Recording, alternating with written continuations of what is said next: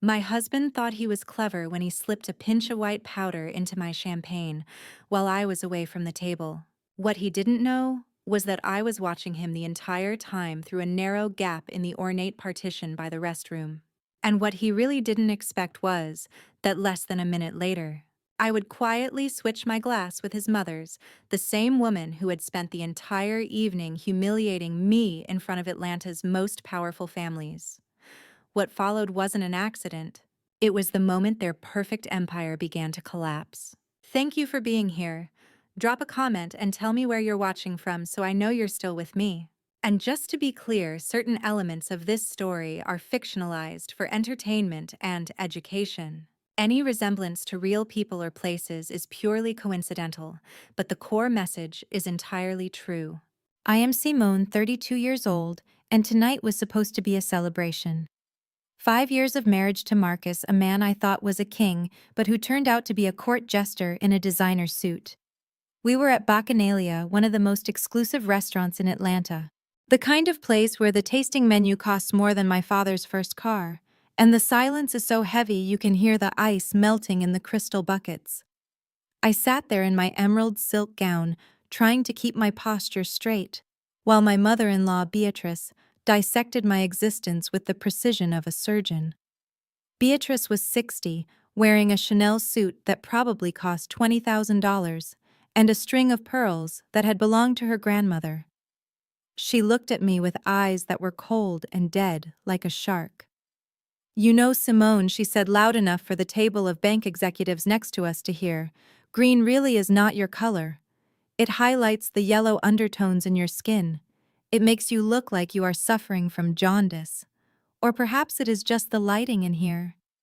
It is so difficult to dress appropriately when one does not have the breeding for it."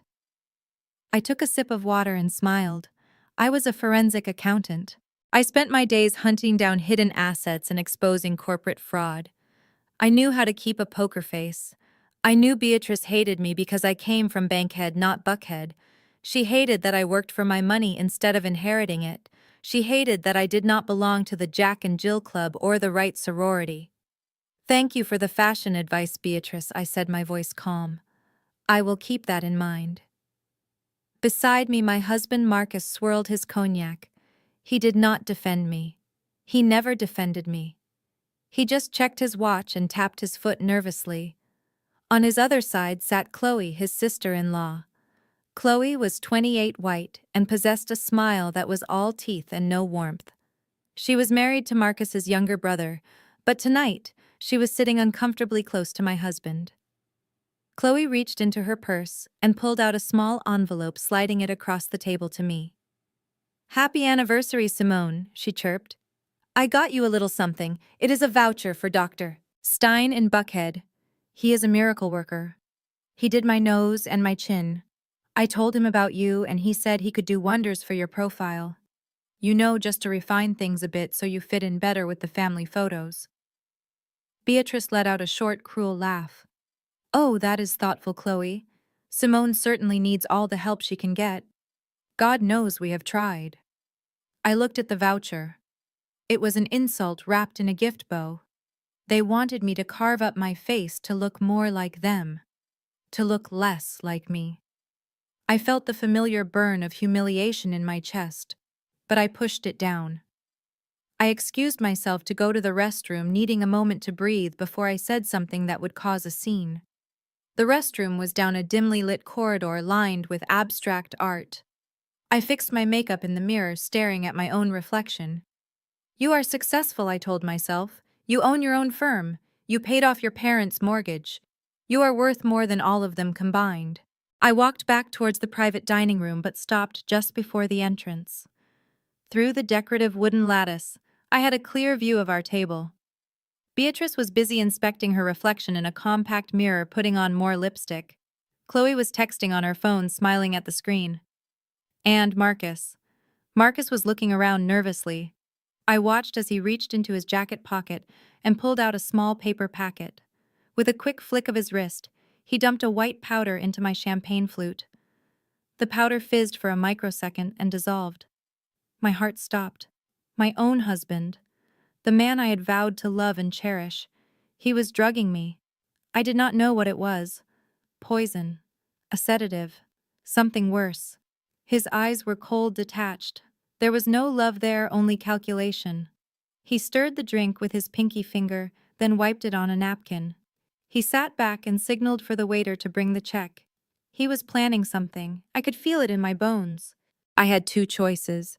I could run in there, scream, and call the police, but it would be my word against his. He was a respected real estate developer. I was the angry wife from the wrong side of tracks. Or I could play the game. If you're still here, leave any comment so I know you're with me. And if it were you when you realized the person you trusted most might be quietly destroying you, would you walk away? Or stay silent and play a game they never see coming? Comment your choice now, because what happens next changes everything. And just a quick note, parts of the story ahead include fictional elements added for dramatic and educational purposes. If this isn't for you, you're free to stop watching here. I took a deep breath and walked back into the room. My face was a mask of pleasant neutrality. As I approached the table, fortune smiled on me. A waiter passing by tripped slightly, bumping into Marcus's chair and spilling a drop of red wine sauce near his elbow. Marcus exploded. "You idiot, watch where you are going. Do you know how much this suit costs? Get a manager over here now." While Marcus was screaming at the terrified waiter, and Chloe was leaning away to avoid the splash, and Beatrice was looking at her reflection in the mirror again, I made my move. My glass and Beatrice's glass were identical, both crystal flutes filled with vintage Dom Perignon, both sitting just inches apart on the white tablecloth. With a hand steady from years of auditing terrifying men, I reached out. In one smooth motion, I slid my glass to the right and pulled Beatrice's glass to the left. It took less than a second. Nobody saw. The waiter was apologizing. Marcus was ranting. Beatrice was blotting her lips. I sat down and pulled the clean glass toward me. I looked at Marcus. He was done yelling now. He turned to me and his face softened into a fake smile that made my skin crawl. He picked up his cognac. "To 5 years," he said, raising his glass. "To patience, and to the future." I picked up my glass, the one that had been Beatrice's. I looked at Beatrice. She picked up the glass that had been mine, the glass with the powder. "To the future," Beatrice said, her eyes mocking me. "May you finally learn your place in it." We clinked glasses. I brought the rim to my lips and pretended to sip, watching over the crystal rim. Beatrice took a long swallow, draining half the glass in one go. She loved expensive champagne almost as much as she loved cruelty. I set my glass down untouched. The clock in my head started ticking. 10 minutes passed. The conversation turned to the upcoming charity gala at the church. Beatrice was the chairwoman. She loved the power. She was talking about how she was going to ban certain members for not meeting the donation threshold. I watched her closely. At first it was subtle. She started sweating, not a glow, but a sheen of perspiration on her forehead. She fanned herself with a menu. "Is it hot in here?" she snapped at the waiter. "Turn up the air conditioning. I am roasting." "It is 70 degrees, ma'am," the waiter said politely. Beatrice glared at him. "Do not talk back to me. I know when I am hot." Then her eyes started to dilate. I saw the pupils expand until her eyes were almost entirely black, swallowing the iris. She blinked rapidly, shaking her head as if trying to clear a fog. Her speech began to slur just a little at first, clipping the ends of her words. Marcus was looking at me. He was waiting for me to pass out, waiting for me to make a scene. He kept glancing at my glass, then at my face. Why is she not reacting? His eyes seemed to ask. He did not look at his mother. He did not care about her. He only cared about the plan. 20 minutes passed. The drug hit Beatrice like a freight train.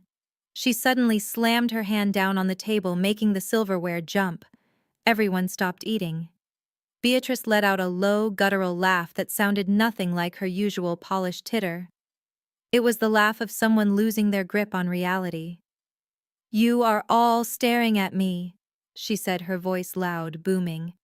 Why are you staring? Do I have something on my face? She rubbed her cheeks, smearing her expensive lipstick across her chin like war paint. Mother Marcus said, frowning. Are you all right? You seem a little flushed. Beatrice turned to him. Shut up, Marcus. You always were the weak one. Just like your father, spineless. You cannot even make your own money. You have to steal it from your wife. The table went deadly silent. Marcus's face drained of color. Beatrice stood up, but her legs were wobbly. She swayed, grabbing the tablecloth for support and pulling a breadbasket onto the floor. Beatrice, Chloe said, reaching out a hand. Maybe you should sit down. You do not look well. Beatrice swatted Chloe's hand away with surprising strength. Do not touch me, you white trash. I know what you are. You think you are so special because you have blonde hair and blue eyes. You are nothing. You are a parasite. Chloe gasped, clutching her pearls. Beatrice, what are you saying? I am saying I know about you. And Marcus. Beatrice screamed. She climbed onto her chair, her heels digging into the velvet upholstery. I know you two were sleeping together before you married his brother. I know you still do it. In my house. In my guest room. I hear you. Here. The entire restaurant was looking at us now. Waiters were freezing mid-step. Diners at other tables were pulling out their phones. Beatrice did not care. The drug had stripped away every layer of social inhibition, leaving only the raw, ugly truth underneath. She stepped from the chair onto the table. Her foot landed in a platter of roasted duck, sending grease and sauce flying. She kicked the platter, and it sailed through the air, hitting Chloe square in the chest. Sauce dripped down Chloe's white dress like blood. Chloe screamed a high-pitched shriek of horror. Mom, get down! Marcus yelled, standing up and trying to grab her. You are making a scene. Beatrice looked down at him like a goddess of vengeance. A scene. I will give you a scene. I am Beatrice Washington, and I own this town. I own the mayor. I own the police chief. And I own you. She pointed a shaking finger at me. And you little rat. You think you are so smart with your numbers and your spreadsheets? My son is going to take everything you have. We have a plan. We are going to lock you up and throw away the key. I sat there perfectly still. I reached into my purse and tapped the record button on my phone. This was it. This was the moment. Beatrice was confessing. It was the drug talking, but truth serum is truth serum. Beatrice started to dance, a grotesque, disjointed jig among the crystal glasses and fine china. She was laughing hysterically now, tears running down her face. The spiders, she screamed, suddenly clawing at her neck. Get them off me! The spiders are eating my pearls! She ripped the pearl necklace from her neck. The string broke and dozens of pearls rained down onto the table, bouncing into wine glasses and soup bowls. Get them off, she shrieked, tearing at her clothes. She ripped the sleeve of her Chanel jacket. She was hallucinating. The drug was potent. Marcus grabbed her ankles, trying to pull her down. Stop it, mother, stop it! Security. The manager was running toward us, followed by two large men in suits. Get her down! She is destroying the restaurant! Beatrice kicked Marcus in the face. Her heel caught him on the cheekbone, drawing blood. Back off, she roared. I am the queen! You cannot touch the queen! The security guards did not hesitate. They grabbed Beatrice by the arms and hauled her off the table. She thrashed and bit, screaming obscenities that would make a sailor blush. She called the manager a racial slur. She called the security guard a peasant. They dragged her toward the exit, her feet dragging on the floor, her expensive shoes falling off one by one. Marcus looked at me. His face was a mask of pure terror. He looked at my glass, which was still full. He looked at his mother's empty glass. The realization hit him. His eyes went wide. He knew. You, he whispered. You did this. I looked at him, my face calm, my voice steady. I did what Marcus. I sat here and ate my dinner. Your mother seems to be having a reaction to something. Maybe she is allergic to the truth. You poisoned her, he hissed, grabbing my wrist. Let go of me, I said, loud enough for the manager to hear. Or I will add assault to the list of things the police will be interested in tonight. Marcus let go. The manager was glaring at us. "Get out," he said. "All of you. Now. And you are paying for the damage." We walked out to the parking lot. It was chaos. Beatrice was leaning against Marcus's Bentley, vomiting violently onto the pavement. Chloe was crying, trying to wipe duck sauce off her dress. A crowd had gathered, filming with their phones. "Call an ambulance," I said, pulling out my phone. "No," Marcus shouted. "No police. No ambulance. We are taking her home. She just had too much to drink. She is hallucinating about spiders." "Marcus," I said, dialing 911. "That is not alcohol. She needs a hospital. And she needs a toxicology screen." Marcus lunged for my phone. "Do not call them." I stepped back. "It is already ringing." "Hello, yes, I have a medical emergency at Bacchanalia. My mother-in-law has ingested a substance and is having a psychotic break. She is violent. Yes, please send help immediately." Marcus stared at me with hatred. He knew what a toxicology screen would find. He knew it would show the drug he bought, the drug he put in the glass. "Why are you doing this?" he asked, his voice trembling. I smiled. "Because, Marcus, I am a good daughter-in-law. And family takes care of family, right?" The sirens wailed in the distance, getting closer. Beatrice was on the ground now, sobbing about the spiders. Chloe was sitting on the curb, ruined. And Marcus looked like a man who was watching his life end. This was just the beginning. The ambulance arrived, its lights flashing red and blue against the night sky, illuminating the disaster of what was supposed to be a quiet anniversary dinner. The paramedics rushed toward Beatrice, who was now curled in a fetal position on the asphalt, muttering about demons and pearls. Marcus tried to intercept them. "She is fine," he stammered, wiping sweat from his forehead. "She just had a bad reaction to some medication. We can take her home. We have a private doctor." One of the paramedics, a tall woman with a no-nonsense expression, pushed past him. "Sir, she is convulsing and hallucinating. We are taking her to Grady Memorial." "That is protocol." Grady Marcus looked horrified. That was the public hospital, the trauma center. It was where the poor people went. It was also where the police had a permanent station and where drug testing was standard procedure for intake. "No, take her to Emory. Or Piedmont. We have insurance. We have money. We take her to the nearest level 1 trauma center," the paramedic said, lifting Beatrice onto the stretcher. "Step aside, sir, unless you want to be arrested for obstruction." Marcus stepped back, defeated. He looked at me, his eyes pleading for the first time. "Simone, tell them. Tell them to take her somewhere private. We can fix this." I looked at him. I looked at the man who had tried to drug me to make me look crazy, so he could steal my money and my dignity. I adjusted my silk wrap around my shoulders. "The paramedics know best, Marcus. We should follow the law." I climbed into the back of the ambulance with Beatrice. Not because I cared about her, but because I needed to ensure that the chain of custody for her blood work remained unbroken. "Family only," the paramedic said. "I am her daughter-in-law," I said, my voice trembling with fake concern. "I am her medical proxy. My husband is too distraught to ride." Marcus watched the doors close. He was left standing in the parking lot with a hysterical Chloe and a bill for thousands of dollars in restaurant damages. As the ambulance sped away, I looked down at Beatrice. She was strapped down, her eyes rolling back in her head. "You really should have been nicer to me, Beatrice," I whispered. The night was long. The police took my statement. I played the part of the horrified wife perfectly. I cried a little. I expressed shock that my husband could be involved. I handed over the video I had taken of Beatrice's meltdown. "This will be evidence," the officer said. "Thank you, ma'am. You might have saved her life by getting her here so fast." I nodded. I just did what anyone would do. By 4 a.m., Beatrice was stable but sedated. Marcus had been released pending further investigation, but his passport had been confiscated. I walked out of the hospital into the cool night air. My phone buzzed. It was a text from Chloe.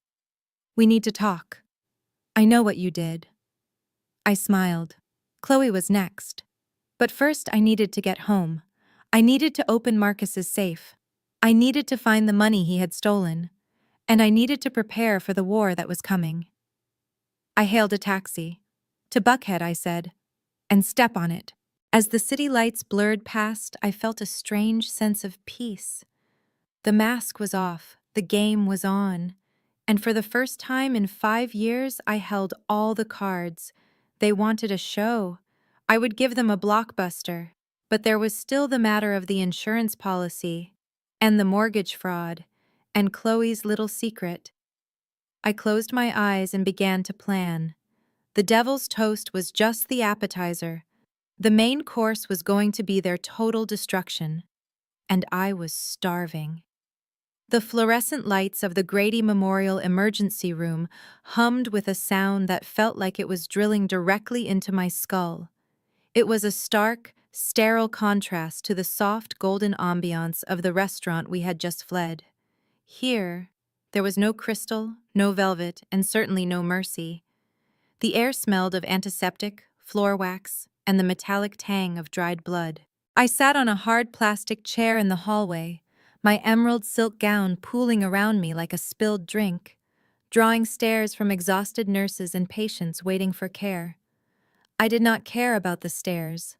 My entire focus was on the closed door of Trauma Room 3, where my mother-in-law Beatrice was currently strapped to a gurney, screaming about spiders eating her pearls.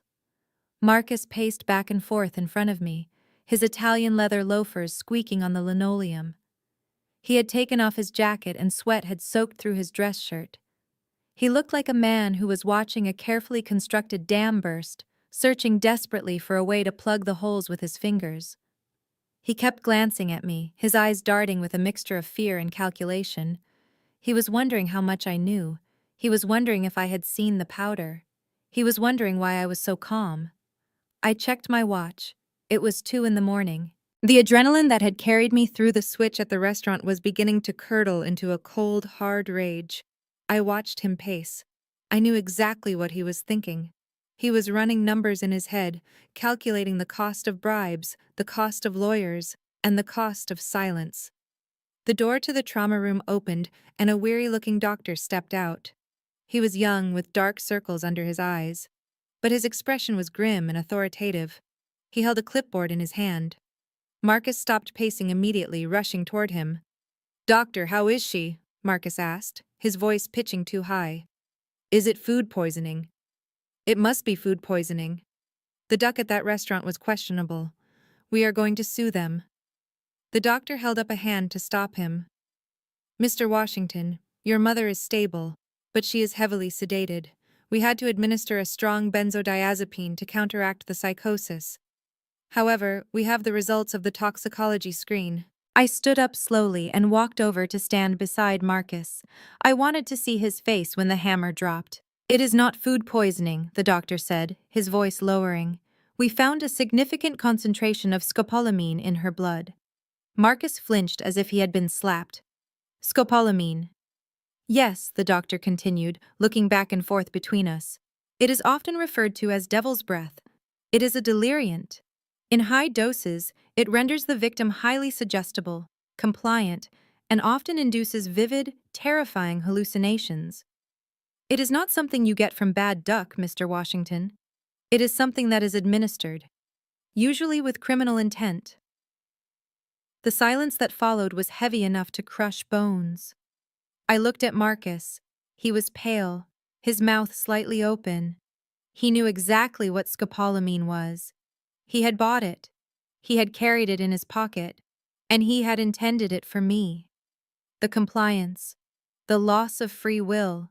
He did not want to kill me. He wanted to control me. He wanted me to sign papers. He wanted me to hand over the keys to my kingdom while I smiled and nodded, a zombie in a silk dress. "That is impossible," Marcus stammered, wiping his forehead with the back of his hand. "My mother would never take drugs. Someone must have spiked her drink at the bar. It is a dangerous city. We were targeted."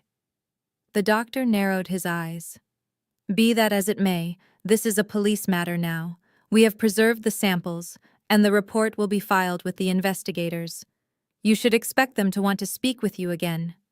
I stepped forward, my voice steady. "Thank you, doctor. Please do whatever is necessary to ensure my mother-in-law is safe. We want the truth, no matter how ugly it is." The doctor nodded at me, appreciating the cooperation, and turned to head back to the nurse's station. Marcus watched him go, his hands balling into fists at his sides. He turned on me, his eyes wild. "You," he hissed. "You did this. You switched the glasses." I raised an eyebrow. "I have no idea what you're talking about, Marcus. I just wanted to enjoy my anniversary. It is not my fault your mother cannot handle her liquor or whatever else she is into." He looked ready to strike me, but the presence of a security guard down the hall kept him in check. He took a deep breath, smoothing his hair. "Stay here," he ordered. "I need to handle this."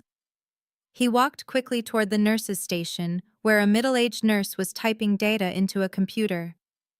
I watched him. I knew Marcus. He thought money could fix anything. He thought everyone had a price.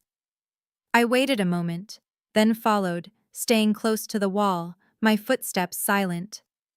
I saw him lean over the high counter, flashing that charming real estate smile that had fooled me 5 years ago. He spoke in a low, conspiratorial whisper, but I was close enough. I had spent years listening to whispers in boardrooms, catching executives in lies they thought were private. "Excuse me, miss," I heard Marcus say. "There has been a terrible mistake with the paperwork. My mother, she is a very prominent woman in the church. This diagnosis, this drug business, it would kill her reputation. It would destroy her." The nurse looked up, her face impassive. "The chart reflects the lab results, sir. I cannot change the lab results." Marcus reached into his wallet. He pulled out a thick stack of cash. I saw the edges of $100 bills. He slid his hand along the counter, covering the money with his palm. "I am not asking you to change the lab results," he whispered. "I am just asking for the official discharge summary to be a little more vague. Metabolic imbalance, severe dehydration, something that preserves her dignity. There is no need for the police to be involved in a family accident. This is for your trouble, for your discretion." The nurse looked at the money, then at Marcus. She hesitated. That hesitation was all Marcus needed. He pushed the money closer. It was a lot of cash. Enough for a car payment. Enough for rent. That was my cue. I stepped out from the shadows, my heels clicking sharply on the floor. I did not yell. I did not make a scene. I walked up to the counter and placed my leather card holder down next to Marcus's hand. It landed with a heavy, authoritative thud. I flipped it open. My credentials gleamed under the fluorescent lights. Certified Forensic Accountant, State Board of Fraud Examiners.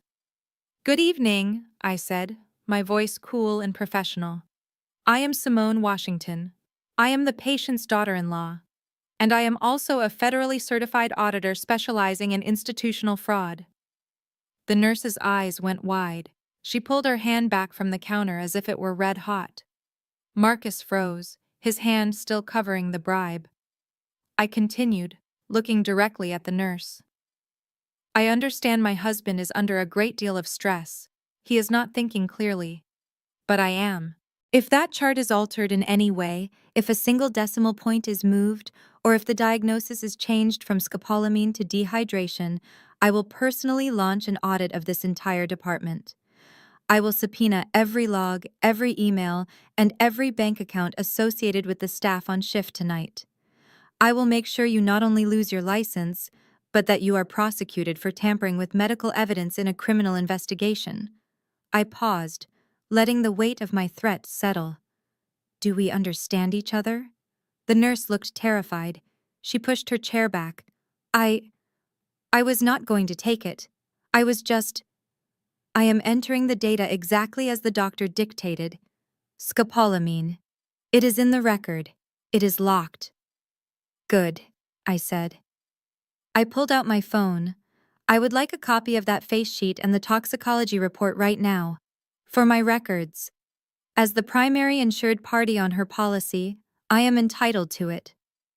The nurse scrambled to print the documents. She handed them to me with shaking hands. I took them, scanned them with my eyes to ensure the drug name was clearly listed, and then snapped a high-resolution photo of each page, uploading them instantly to my secure cloud server. I turned to Marcus. He looked like he had seen a ghost. His hand was still on the counter, covering the cash. "You can put that away, Marcus," I said. "We are done here." He shoved the money back into his pocket, his movements jerky and uncoordinated. He looked at me with a mixture of hatred and awe. He had never seen me work. He had only seen the wife who cooked dinner and nodded at his stories. He had never seen the woman who took down CEOs for breakfast. "We need to talk," he said, his voice raspy. "Not here," I replied. "I am going to sit with your mother. You look like you need to make a call." He glared at me, then spun on his heel and stormed off down the hallway toward the family restrooms. I watched him go. I knew he was not going to the bathroom to wash his face. He was going to call the one person who knew the plan. He was going to call his lawyer. I waited until he turned the corner, then I moved. I kicked off my heels, holding them in my hand so I could move silently. I followed him down the long, empty corridor. He pushed open the door to the large, single-occupancy family restroom. I heard the lock click. The restroom was next to a janitor's closet and a row of vending machines. There was a small alcove between the restroom door and the water fountain, a blind spot hidden by a large potted plant. I slipped into the alcove, pressing my back against the cold wall. The restroom door was heavy, but the ventilation gap at the bottom was wide, and the hospital was quiet at this hour. I heard Marcus pacing inside. I heard the beep of his phone dialing, then his voice, echoing slightly against the tile. "Pick up, pick up, pick up," he muttered. Then, a sigh of relief. "Arthur, it is me. Wake up. We have a massive problem." I held my breath, clutching my phone to my chest, the voice memo app running. "Plan A failed," Marcus said, his voice dropping to a harsh whisper. "She did not drink it. I do not know how, but she switched the glasses. My mother drank it. Yes, Beatrice, she is in the ER. She is psychotic. The police are involved. They found the scopolamine." He paused, listening to the person on the other end. "No, Arthur, you do not understand. Simone knows. She cornered the nurse. She threatened an audit. She has copies of the medical records. She is not the stupid little girl from the projects we thought she was. She is dangerous." I closed my eyes, a tear leaking out. He thought I was stupid. He thought I was easy prey. "No," Marcus snapped. "We cannot wait. The interest payments on the Bitcoin loans are due next week. If I do not get access to her accounts, I am dead. Literally dead. Those loan sharks do not play. I need that conservatorship. The word hung in the air like a blade. That was the plan. Drug me. Make me look insane in public. Get me committed. Then petition the court for control of my assets because I was mentally unfit. It was the same playbook they used on pop stars and aging heiresses, and he was going to use it on me. "We need to pivot," Marcus said, his voice desperate. "I need you to draft a petition for an emergency psychiatric evaluation. We will say she has been acting erratically for weeks. Paranoia, mood swings. We will say she drugged my mother in a fit of jealous rage. Yes, that is the angle. She tried to poison Beatrice because she thinks Beatrice hates her. We spin it that she is a danger to herself and others. I need that judge to sign off on a temporary hold by Monday morning." He paused again. "Yes, I can get witnesses. Chloe will say whatever I tell her to. My mother will back me up once she is lucid. We just need to isolate Simone. Get her away from her files, get her away from her money, Once she is in the system, no one will listen to her. She will just be another crazy black woman ranting about conspiracies." I felt a cold fire ignite in my belly. Another crazy black woman. That was his bet. That the system would see my skin and my gender and ignore my credentials and my truth. He was banking on bias. He was weaponizing the very system I worked to protect. "Do it, Arthur," Marcus said, File the papers first thing. I will handle her tonight. I will get her home. I will make sure she does not leave my sight. By Monday, she will be in a padded room, and I will have power of attorney." He hung up. I heard the water running. He was splashing his face, composing himself, getting ready to come out and play the loving, concerned husband again. I stopped the recording. I saved the file. I emailed it to myself, to my lawyer, and to a secure backup server. Then I put my shoes back on. I walked back to the waiting area and sat down, crossing my legs. I smoothed my dress. I checked my makeup in my compact. I looked perfect. I looked sane. I looked like a woman who was about to go to war. When Marcus came back, he looked calmer. He had a plan. He thought he was in control. "Ready to go?" he asked, his voice tender. "The doctor says Mom will sleep for hours. We should go home and get some rest. We can come back in the morning." I looked at him. I smiled. It was the smile of a predator looking at a wounded gazelle. "Of course, darling," I said. "Let's go home. I have so much to do." He offered me his arm. I took it. His skin felt clammy. We walked out of the hospital into the humid Atlanta night. He thought he was leading me to my prison. He did not know he was walking into his own execution. The evidence in my pocket felt heavy, like a loaded gun. Monday was 2 days away. A lot can happen in 2 days.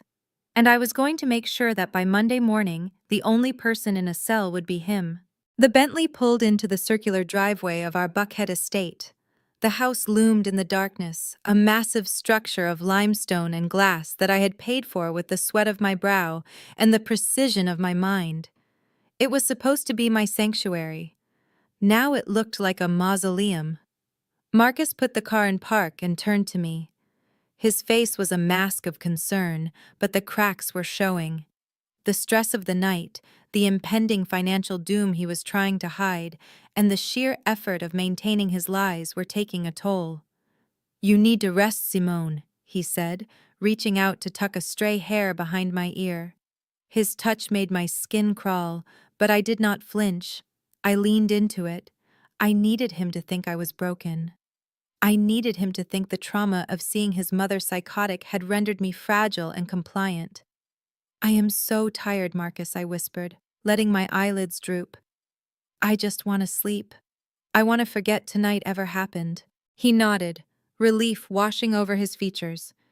"Go upstairs. Take one of those sleeping pills Dr. Arrington prescribed for your anxiety. Knock yourself out. I have to run out for an hour.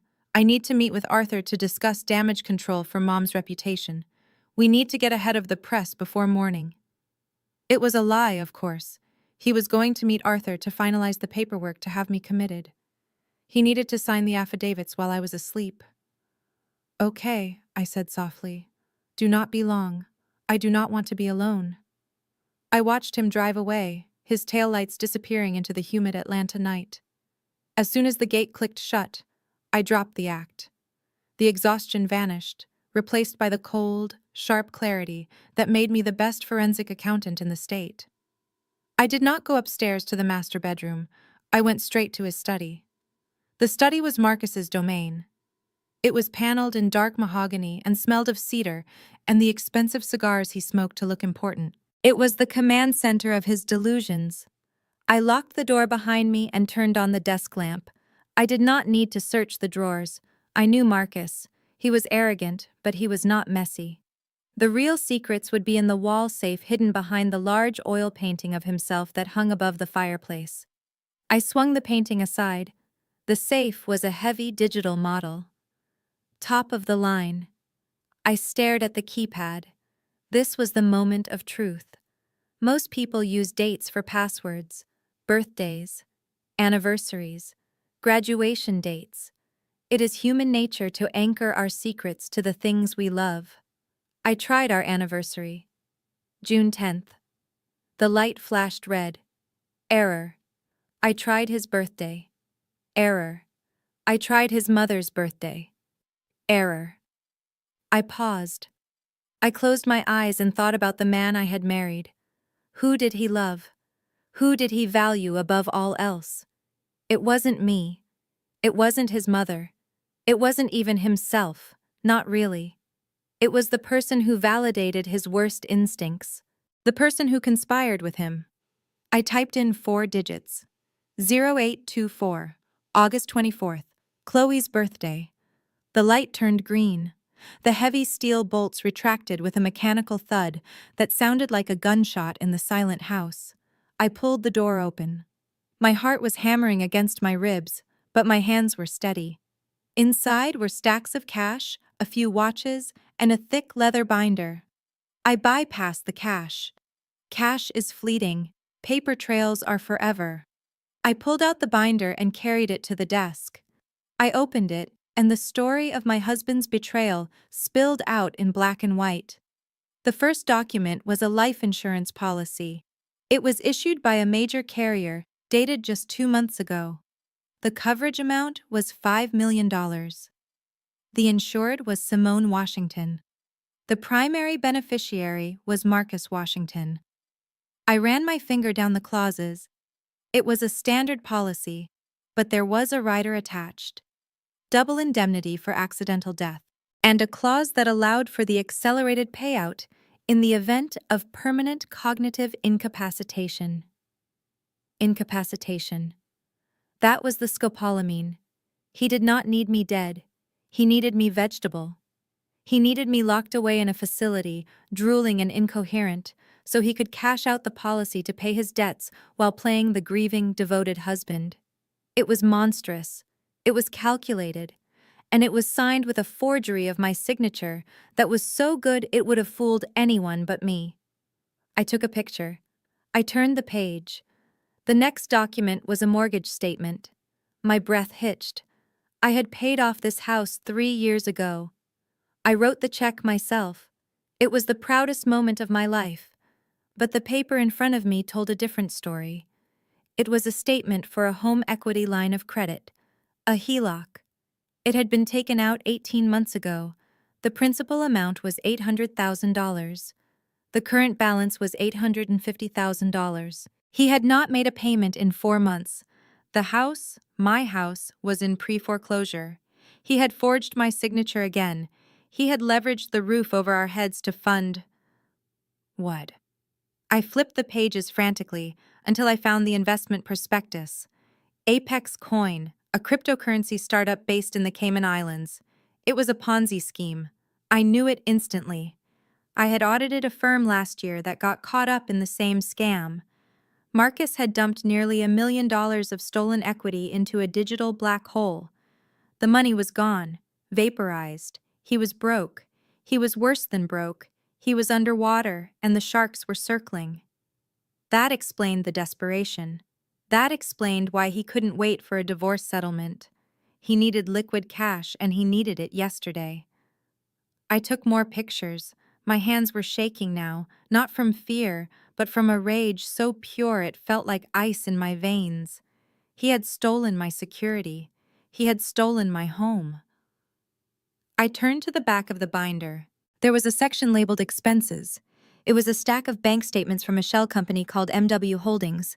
I recognized the name. It was the entity Marcus used for his real estate deals. I scanned the outgoing transfers, monthly wires of $5,000. The recipient was listed as C. Miller Consulting, Chloe Miller, $5,000 a month, every month for the last 2 years. While he was telling me the market was down, while he was asking me to cover the utility bills because his cash flow was tight, he was funneling $60,000 a year to his sister-in-law. And then I saw the credit card statements. The American Express Centurion card that he told me he had canceled. The charges were obscene. The Four Seasons in Miami, Cartier, Louis Vuitton. A plastic surgery clinic in Buckhead, the same doctor Chloe had recommended to me at dinner. He paid for her nose job. He paid for her chin implant. He paid for the breasts she flaunted at family barbecues. He molded her. He bought her. I stared at the numbers. Numbers do not lie. People lie. People say they love you. People say they are building a future with you. But numbers tell the story of where the heart really lives. And Marcus's heart lived in a ledger of greed and lust that had nothing to do with me. I felt a tear slide down my cheek. I wiped it away angrily. I did not have time to grieve the marriage. I had to bury it. I pulled a USB drive from my pocket. I always carried one. A forensic accountant is never off duty. I plugged it into his laptop, which was sitting on the desk. I guessed the password on the first try. Chloe again. It was pathetic. I cloned the hard drive. Emails, chat logs, financial software backups. I took it all. I found a folder labeled The Project. I opened it. It was not a real estate development. It was a timeline. Phase 1. Isolation. Notes on how he had slowly cut me off from my friends over the last year. Phase 2. Destabilization. Gaslighting techniques. Moving my keys, hiding my files, making me doubt my memory. Phase 3. The event. The anniversary dinner. Phase 4. Conservatorship. It was a business plan for my destruction. He had treated the dismantling of my life like a project management exercise. I ejected the drive and put it in my bra. I put the binder back in the safe. I wiped my fingerprints from the desk, the keyboard, and the safe door. I swung the painting back into place. I stood in the center of the room and looked around. This house was not a home anymore. It was a crime scene. And I was the lead investigator. I checked the time. He had been gone for 45 minutes. He would be back soon. I needed to be upstairs. I needed to be the sleeping victim. But as I turned to leave, I saw something on the corner of the desk that I had missed. It was a small velvet box, the kind that holds jewelry. I opened it. Inside was a diamond tennis bracelet. It was stunning, easily 10 carats, and there was a note tucked under the velvet cushion. To Chloe, for being my partner in crime. Soon, baby. Soon we will have it all. M. He had bought her a victory present, with my money, to celebrate my commitment to a mental institution. I snapped the box shut. I put it in my pocket. This would be useful. I went upstairs to the bedroom. I changed out of my gown and into silk pajamas. I messed up the bedsheets to look like I had been tossing and turning. I placed the bottle of sleeping pills on the nightstand, taking one pill out and flushing it down the toilet so the count would be right if he checked. Then I lay down in the dark. I listened to the silence of the house. I thought about the man I had married 5 years ago. I thought about the vows we had exchanged, for richer or poorer, in sickness and in health. He had broken every single one. He had tried to make me sick to make himself rich. I heard the garage door open, the rumble of the Bentley engine. He was back. I closed my eyes and slowed my breathing. I heard his heavy footsteps on the stairs. I heard the bedroom door creak open.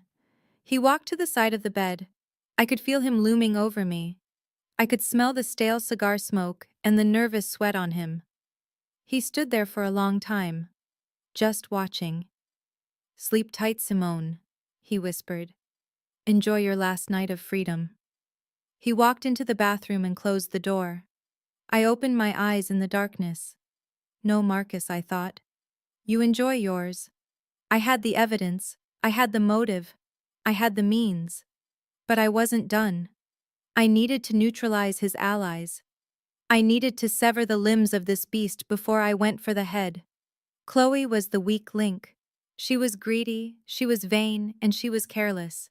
She was the one who had accepted the money. She was the one who had slept with her husband's brother. And tomorrow, she was going to walk right into my trap. I rolled over and stared at the moon through the window. It looked sharp and cold like a scythe. Tomorrow I would play the confused, fragile wife one last time. But underneath the silk pajamas, I was wearing armor.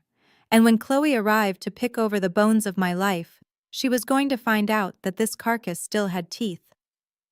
The morning sun filtered through the silk drapes of the master bedroom, but it brought no warmth. I lay in bed listening to the silence of the house. Marcus had left early. He claimed he had urgent business at the office, but I knew he was meeting with his lawyers to finalize the paperwork for my commitment. He thought I was upstairs in a drug-induced haze. He thought I was broken. I checked my phone. I had a text from Chloe sent 30 minutes ago. It said, "I'm coming over to check on you, sweetie. I am bringing soup." I smiled at the ceiling. Soup. It was the oldest trick in the Southern Handbook. Bring a casserole or a pot of soup so you have an excuse to get inside the house. Chloe was not coming to comfort me. She was coming because Marcus had sent her. He needed my American Express Centurion card. The black card. It was the only source of unlimited credit I had, and he knew the PIN because I had trusted him once. He needed it to pay off the interest on his loans before the sharks came for his knees. I got out of bed and dressed. I chose a simple white lounge set. It made me look pale and fragile. I brushed my hair but left it loose. I wanted to look like a woman who was holding on by a thread. I went downstairs and placed my purse on the kitchen island. I made sure the clasp was undone. I made sure the edge of the black titanium card was just barely visible. Then I waited. 10 minutes later, the doorbell rang. I took a deep breath and opened the door. Chloe stood there holding a Tupperware container. She was wearing oversized sunglasses and a tracksuit that cost more than my first car. She looked tired. Her skin was splotchy. The stress of the night before had taken a toll even on her expensive facial work. "Simone," she said, her voice thick with fake sympathy. "Oh my God, look at you. You look exhausted." I stepped back to let her in. "I am okay, Chloe. Just confused. Everything is so fuzzy." She walked into the kitchen and set the soup down. "I am sure it is. Marcus told me everything. He is so worried about you. He thinks you might be having a breakdown." I leaned against the counter, hugging my arms around myself. Maybe I am. I do not remember anything from last night. I just remember Beatrice screaming. Chloe flinched. "Yeah, well, Beatrice is stable now. Marcus is handling everything. He sent me to make sure you were eating, and to see if you needed anything." She was scanning the room. Her eyes landed on my purse. I saw the greed flare in her pupils. It was hungry and desperate. "I need some tea," I said, rubbing my temples. "My head is pounding. Do we have any chamomile?" "I think it is in the pantry," Chloe said, helpful as ever. "Why do you not go look? I will heat up this soup for you." I nodded and walked into the walk-in pantry. I closed the door, but I did not latch it. I left a crack open just wide enough to see. As soon as I was out of sight, Chloe moved. She did not go to the stove. She went straight to the island. She reached into my purse. Her hand was shaking. She pulled out her phone first and snapped a picture of something inside the bag, probably to prove to Marcus she had found it. Then her fingers closed around the black card. I kicked the pantry door open. It slammed against the wall with a loud bang. Chloe jumped. She dropped the card. It clattered onto the marble countertop. I walked out, my face devoid of the confusion I had feigned moments ago. "Looking for something, Chloe?" She stammered, backing away. I was looking for a tissue. I thought you had some in your bag." "A tissue," I repeated, picking up the black card. "You needed a tissue made of titanium." "Simone, please," she said, her voice rising in pitch. "Marcus asked me to get it. He said you needed him to pay the hospital bills for Beatrice. He said you were not in a state to handle finances." I laughed. It was a cold, dry sound. "The hospital bills, is that what he told you? Or did he tell you he needs to pay off the bookies before they break his legs? Or maybe he needs to make the lease payment on that Porsche he drives? Or maybe he needs to pay Dr. Stein for your neck surgery?" Chloe froze. Her face went white. "What are you talking about?" I walked around the island, closing the distance between us. "I know, Chloe. I know everything. I know about the money. I know about the plastic surgery. I know about the monthly transfers to C. Miller Consulting." She shook her head, tears welling up in her eyes. "That is a lie. I do consulting work for him. I help with interior design on his flip properties." "Interior design," I said. "Is that what we are calling it now? Is that what you were doing at the Fontainebleau Hotel in Miami last month, designing the interiors?" She stopped breathing. The air left the room. I reached into my pocket and pulled out a folded piece of paper. It was a high-resolution printout. I unfolded it and slammed it onto the counter next to the soup. It was a photo taken from the hotel security feed. I had a friend in Miami who owed me a favor. The image was crystal clear. It showed Marcus and Chloe standing at the check-in desk. His hand was on the small of her back. Her hand was resting on his chest. They were looking at each other with a hunger that had nothing to do with real estate. Chloe stared at the photo. She made a small choking sound. I also have the room service receipts, I said. Champagne, oysters, massage charges. It was a very expensive weekend, Chloe. Especially since you told your husband you were visiting your sick aunt in Tallahassee? Chloe looked up at me. Her face was a mask of terror. Please, she whispered. Please, Simone. If David sees this, he will kill me. He will take the kids. He will leave me with nothing. I know, I said. David is a good man. He works hard. He loves you. And you are sleeping with his brother. His brother who is stealing from his wife to pay for your lifestyle. I leaned in close. You are a parasite, Chloe. You and Marcus deserve each other. You are both empty, broken people who try to fill the void with money you did not earn. She started to sob. I am sorry. It just happened. Marcus, he makes me feel special. He listens to me. He buys you, I corrected. He buys your loyalty. He buys your silence, and he buys your body. But the bank is closed, Chloe. I cut off the money. I froze the accounts this morning. That card you tried to steal. It is a paperweight. I reported it lost an hour ago. She looked at the card on the counter. Then she looked at me. What are you going to do? Are you going to tell David? I picked up the photo and tapped it against my chin, pretending to think. That depends on you. What do you mean? I mean, I need a friend, I said, using the word like a weapon. I am all alone in this big house. My husband is trying to have me committed. My mother-in-law is in the hospital. I need someone on my side. I will do anything, Chloe said, desperate. Anything. Just do not show David. Good, I said. Here is the deal. You are going to be my eyes and ears. Marcus trusts you. He thinks you are his partner in crime. You are going to keep it that way. She nodded rapidly, wiping her nose. Okay. Okay, I can do that. Every time he makes a move, I want to know. I said. If he talks to a lawyer, I want to know. If he moves money, I want to know. If he plans to plant drugs in my car or hire a doctor to lie in court, I want to know before he hangs up the phone. I understand, she said. And there is one more thing, I said. What? I reached into my pocket again. I pulled out the velvet box I had found in the study. I opened it. The diamond tennis bracelet sparkled in the morning light. Chloe gasped. Her hand went to her mouth. It is beautiful. It is. I agreed. 10 carats. Flawless. He bought it yesterday. She reached for it, mesmerized. For me. I snapped the box shut. Yes, for you. A victory present. For helping him destroy me. She looked at me, confusion clouding her eyes. I am going to keep this, I said, putting the box back in my pocket. You can have it when this is over, if you do your job, if you help me bury him. But he loves me, she whispered. I laughed again. He does not love you, Chloe. He loves that you are weak. He loves that you are easily bought. He loves that you make him feel like a big man when he is really just a thief. If he loved you, he would leave me. He has not left me because he needs my money, and now he does not have it. I picked up the photo from the counter. I held it over the open flame of the gas stove.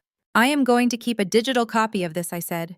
And if you lie to me, if you miss a check-in, if you try to warn him, I will email it to David.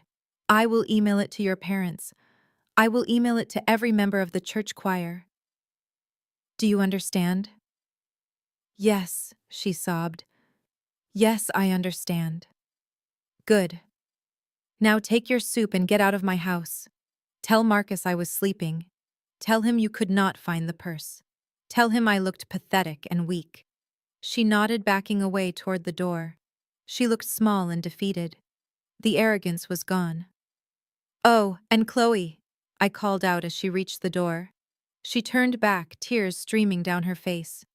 If you ever touch my things again, I will not just ruin your marriage. I will sue you for theft. And unlike Marcus, I have the money to pay for the best lawyers in the state. She fled. I heard her car start in the driveway and speed away. I stood in the kitchen alone. My heart was pounding, but my hands were steady. I had turned his greatest ally into his greatest liability. I had a spy in the enemy camp. I looked at the stove. I turned off the burner. I did not burn the photo. I folded it and put it back in my pocket. I would never burn leverage. I went to the fridge and poured myself a glass of cold water. My throat was dry. The game was escalating. Marcus was going to come home soon. He was going to be angry that Chloe failed. He was going to be desperate. I needed to be ready. I needed to be the perfect victim for just a little longer. I went back upstairs. I changed back into my pajamas. I messed up the bed again. I lay down and closed my eyes. But before I drifted off, I sent a text to my lawyer. Phase 2 is complete. The rat is in the cage. Get the divorce papers ready. I want him served on Sunday. At church. I smiled into my pillow. Sunday was going to be a holy day indeed. The air in the private hospital room was thick with the scent of stale flowers and expensive perfume trying to mask the underlying odor of disinfectant. It was Friday morning. Beatrice had been awake for 2 hours. I sat in the corner chair clutching my purse to my chest, looking like a woman who had not slept in days. Which was true. I had not slept. I had been planning. Beatrice was sitting up in bed. She was wearing a silk robe that Marcus had brought from home because she refused to wear the hospital gown. Her hair was wrapped in a scarf, but her face was exposed. It was a ruin. The makeup was gone, leaving behind the gray pallor of a woman who had ridden the devil's breath all the way to hell and back. She was holding an iPad. Her hands were shaking. On the screen, a video was playing on loop. It was the video I had taken.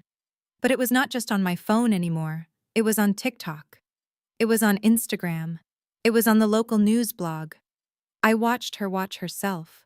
In the video, she was kicking a platter of duck. She was screaming about spiders. She was calling Chloe names that would get you banned from polite society for a generation. The view count was climbing by the second.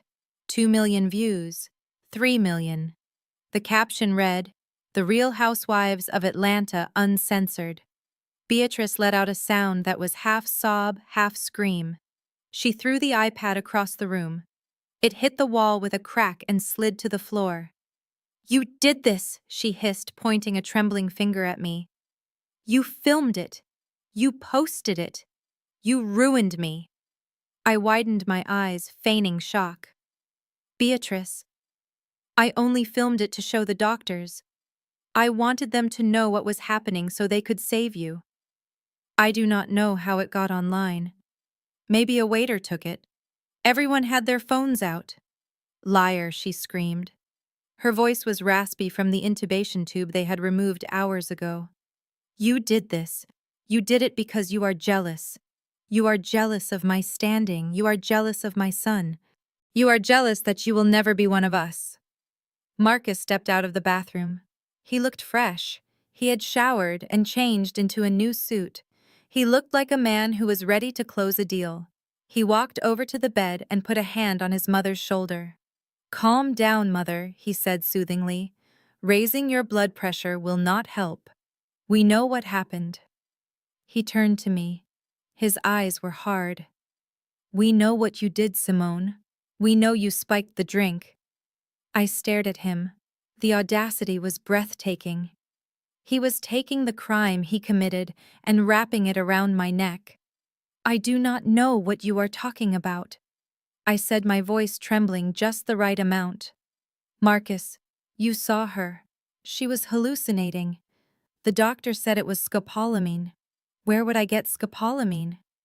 Marcus sighed, the sound of a patient man dealing with a hysterical child. "Do not insult our intelligence, Simone.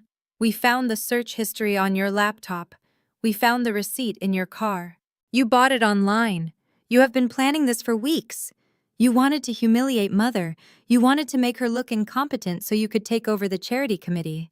It was such a stupid lie. The charity committee. As if I cared about their social climbing circle. But it was a narrative they could sell. The jealous daughter-in-law. The outsider trying to destroy the matriarch. That is not true, I whispered, squeezing tears out of my eyes. I love Beatrice. I would never hurt her. Beatrice sneered. Love. You do not know the meaning of the word. You are a parasite.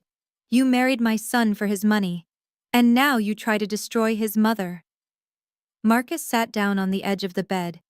Look, Simone. We are at a crossroads here. The police are asking questions. The hospital has the toxicology report. Right now they think it is an assault. They are looking for a suspect. I looked down at my hands. And what are you saying, Marcus? I am saying that we can protect you, he said, his voice dropping to a conspiratorial whisper. We can tell the police it was an accident. We can tell them Beatrice took the wrong medication. We can make this go away. We can scrub the internet.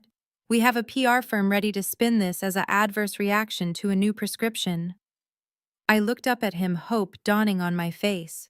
You would do that. After you think I did this. We are family, Marcus said. Family protects family, even when they make mistakes. But there is a cost, Simone. This video, this humiliation, it has damaged the family brand. It has damaged my reputation in the business community. Investors are pulling out. The bank is calling. Here it comes, I thought. The pivot. We need to stabilize the assets, he continued. We need to show the world that the Washington family is united and solvent. We need to show them that despite this episode, we are strong financially. He reached into his briefcase, which was sitting by the bed. He pulled out a thick document bound in blue paper. What is that? I asked. It is a transfer of assets, Marcus said. It transfers the controlling interest of your accounting firm to the Washington Family Trust. I am the executor of the trust. I stared at the document. My firm, my forensic accounting firm, the business I had built from nothing, the business that generated 7 figures a year, the business that was the only thing standing between me and poverty. He wanted it. He wanted to own the very entity that could expose his fraud. It was genius in a twisted way. If he owned the firm, he could bury the evidence of his embezzlement forever. Why, I asked, my voice shaking. Why do you need my firm? Because it is the only asset with liquid value right now, Beatrice snapped. Marcus's real estate is tied up in long-term investments. My accounts are frozen pending an audit because of this scandal. We need your cash flow to pay off the creditors and the PR firm. It is the only way to save us, Simone. It is the only way to save yourself. Marcus uncapped a fountain pen. He held it out to me. Sign it, Simone. Sign it, and we tell the police it was an accident. We tell the world you are a loving daughter-in-law. Refuse, and we give them the evidence that you poisoned her. You will go to prison for 20 years. Attempted murder. Is that what you want? I looked at the pen. I looked at Beatrice, who was watching me with the hunger of a wolf. I looked at Marcus, who thought he had finally won. He thought I was cornered. He thought I was weak. I let out a sob, a loud, ragged sound of defeat. I buried my face in my hands. I cannot go to prison, I wailed. I cannot. Then sign the papers, Beatrice demanded. Do it now. I looked up, my face wet with tears. Okay. Okay, I will do it. I will give you the firm. I will give you everything. Just please do not let them arrest me. Marcus smiled. It was a shark's smile. Good girl. Sign here, and initial here. I reached for the pen. My hand hovered over the paper. Then I stopped. I pulled my hand back. Marcus frowned. What are you doing? Sign it. I cannot sign it here, I said, my voice small. Why not? Beatrice barked. Because it is not right, I said. I have sinned against this family. I hurt you, Beatrice. I let jealousy cloud my heart. If I am going to give you this gift, if I am going to make restitution, I want to do it right. I want to do it before God. Marcus looked confused. God? What does God have to do with this? I stood up, pacing the small room. I need to repent, Marcus. I need to show the community that I am truly sorry. I want to sign these papers at church. On Sunday. Sunday, Marcus asked. That is 2 days away. We need this done now. Please, I begged, grabbing his lapels. Please, Marcus. The rumors are already spreading. People are whispering. If we do this in private, they will say you forced me. They will say you stole it. But if we do it at church, if we do it after the service, in front of the congregation, it will look like an offering. It will look like unity. It will restore Beatrice's image as the matriarch who forgives. It will restore your image as the head of the household. I looked at Beatrice. I knew her vanity was her weakness. Beatrice, imagine it. You standing at the altar. Me kneeling before you, handing over my life's work. The pastor blessing us. The whole congregation witnessing your triumph. It would be the ultimate vindication. They would see that you are the queen and I am just the servant. Beatrice's eyes lit up. She imagined it. I could see the scene playing out in her mind. The drama, the attention, the power. She loved the theater of church more than the scripture. She looked at Marcus. She is right. It would look better. It would stop the gossip. It would show everyone that the Washingtons are untouchable. Marcus hesitated. He was nervous about the delay. He had loans due. But he also wanted the public victory. He wanted to be seen as the man who brought his wayward wife to heel, and he was arrogant. He thought he had me. He thought 2 days would not matter because I was terrified. Fine, Marcus said. Sunday, at Ebenezer Baptist, after the morning service. We will reserve the fellowship hall. We will invite the deacons. We will make it a ceremony. Yes, I said, clasping my hands together. A ceremony. A testimony. I will give a speech. I will tell everyone how good you are to me. I will tell them how you saved me. Marcus smirked. He put the papers back in his briefcase. You better write a good speech, Simone. I want tears. I want them to believe you. I will. I promised. I will make sure there is not a dry eye in the house. Beatrice settled back into her pillows, a look of supreme satisfaction on her face. You see, Marcus, she said. You just have to know how to handle these people. Fear is the only language they understand. I looked at her. I memorized that look. The arrogance, the contempt. I would remember it when I watched her fall. I am going to go home now, I said. I need to prepare. I need to get the transfer documents ready with my secretary. I need to pray. Go, Marcus said, dismissing me. I will stay here with Mother. Do not try to run Simone. I have your passport, remember, and I have eyes on the house. Chloe is watching. I nodded. I know. I am not going anywhere, Marcus. I am ready to do what needs to be done. I walked out of the hospital room. I walked down the long corridor. I kept my head down until I was in the elevator. As the doors closed, I let the mask drop. I wiped the fake tears from my face. Sunday. 2 days. 48 hours. They wanted a show. They wanted a ceremony at the biggest church in Atlanta. They wanted to parade me in front of the elite and strip me of my dignity and my wealth. They thought they were setting the stage for my humiliation. They did not know they were setting the stage for their own funeral.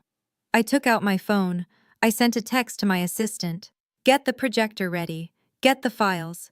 And call the district attorney. Tell him I have a present for him. Tell him to be at Ebenezer Baptist on Sunday at noon. Tell him to bring handcuffs. I stepped out of the elevator into the lobby. The sun was shining outside, but my world was cold and focused. I had played the victim. I had played the fool. Now it was time to play the executioner. But first I had to survive the next 48 hours. Marcus was desperate. Chloe was volatile. And Beatrice was vindictive. They would be watching me. I had to be perfect. I got into my car. I checked the rearview mirror. My eyes were clear. My hands were steady. Let us go to church, I whispered. I drove home planning every word of the speech I would give.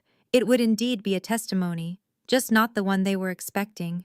I was going to testify to every crime, every lie, and every stolen dollar, and I was going to do it on the biggest screen in the house. The devil was coming to church on Sunday, and she was driving a Mercedes. The clock on the mantelpiece ticked past 9 on Saturday night. The house was quiet, but it was the silence of a held breath before a scream. I sat in the library, the darkness wrapping around me like a protective cloak. I was fully dressed in black slacks and a dark turtleneck. I looked like a cat burglar in my own home. I was waiting. My phone buzzed in my lap. The screen lit up with a single name. Chloe. I answered on the first ring. Talk to me. Her voice was a jagged whisper barely audible over the sound of running water. She was in her bathroom again, hiding. He is moving up the timeline, Simone. He is panicking. He just got off the phone with Arthur. They are worried the church spectacle might not be enough. They are worried you might flip the script or that Beatrice might say something crazy again. I leaned forward. What is the plan, Chloe? He wants insurance. He is not waiting for the mental health hold. He wants you arrested. Tonight. Or tomorrow morning on the way to church. I felt a cold smile touch my lips. Marcus was predictable in his desperation. And how does he plan to achieve that? Drugs, Chloe said. She sounded like she was choking on the words. He made a call to a guy he used to know. A guy from the old neighborhood. He ordered a package, cocaine, a lot of it. Enough to trigger a felony distribution charge. I closed my eyes, letting the information settle. He was going to plant it. He was going to hide it in my car or my purse and then call in an anonymous tip. He wanted the police to drag me out of the sanctuary in handcuffs. It was crude. It was messy. It was exactly the kind of sloppy mistake a drowning man makes. Where is the pickup? I asked. There is a gas station off Martin Luther King Drive. The one with the broken sign. 10:30 tonight. Is he going himself? No, Chloe said. He is too scared. He is sending Jerome. Jerome. Marcus's driver. A man who had been on the payroll for 3 years. A man who had driven me to gala dinners and opened my doors with a smile. Marcus was sacrificing him too. Jerome had a record. If he got caught with that amount of narcotics, he would go away for life. Marcus did not care. People were just tissues to him. Use them once and throw them away. Thank you, Chloe, I said. You have done well. Now go back to bed. Take a sleeping pill if you have to. Do not call Marcus. Do not warn him. If you do, I will know. I will not, she promised. Please, Simone, just remember our deal, the bracelet.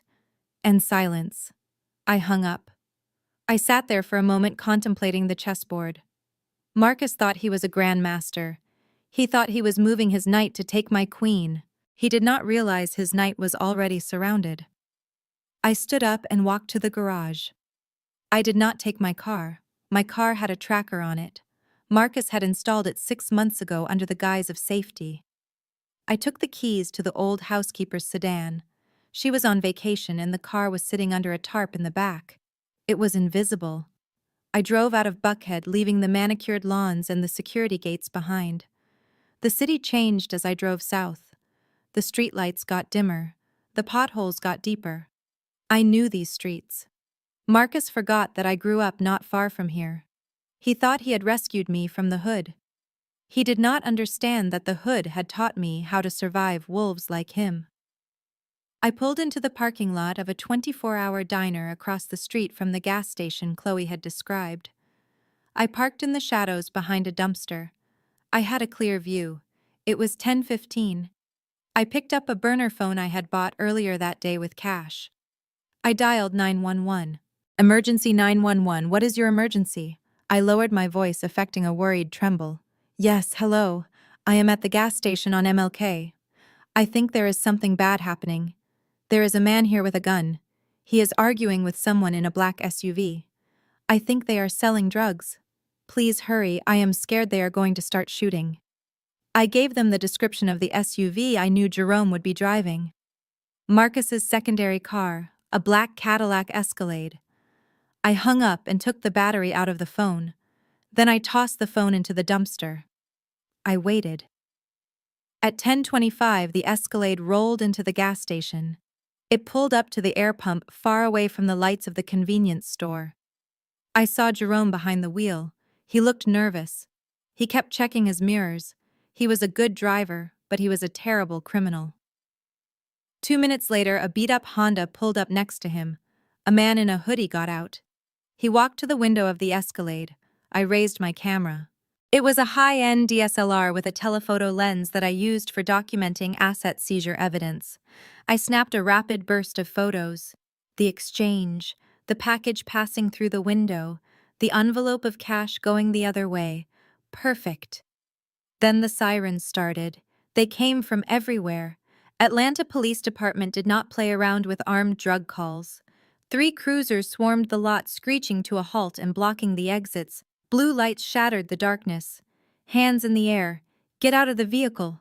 I watched through my lens. Jerome froze. The dealer in the hoodie tried to run, but he didn't make it 3 steps before he was tackled. Jerome opened the door slowly. He stepped out, hands raised high. He looked terrified. He knew what was in that car.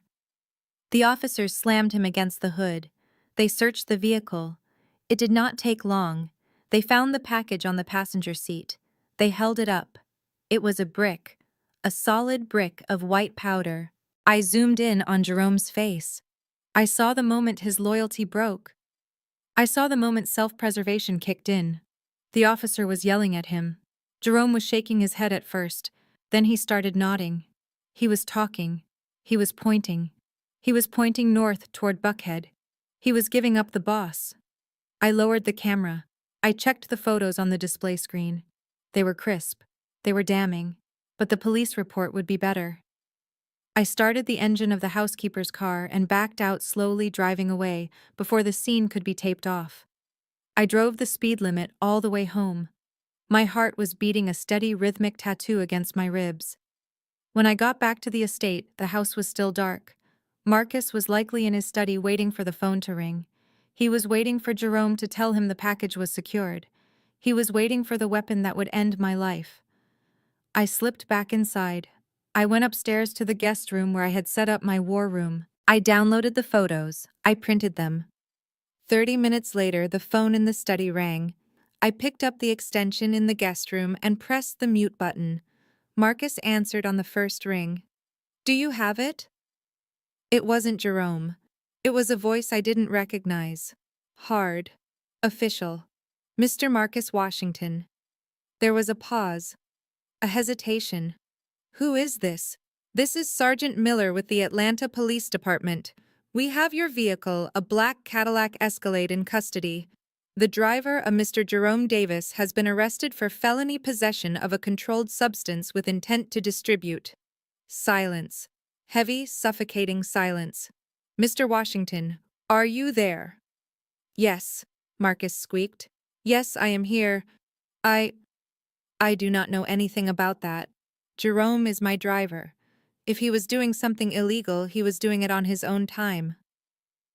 "That is not what Mr. Davis says, sir," the sergeant continued. "He claims he was running an errand for you. He claims you provided the cash and directed him to the location. He says he has text messages on his phone from you confirming the pickup." I smiled in the darkness. Text messages. "Marcus, you arrogance. You thought you could micromanage a felony via iMessage." "That is a lie," Marcus shouted, his voice cracking. "He is lying to save his own skin. I am a respected businessman. I am a deacon at my church. We will need you to come down to the station to make a statement, Mr. Washington, or we can send a car to pick you up." "No," Marcus said quickly. "No, do not come here. My mother is sick. My wife is unwell. I will come in the morning.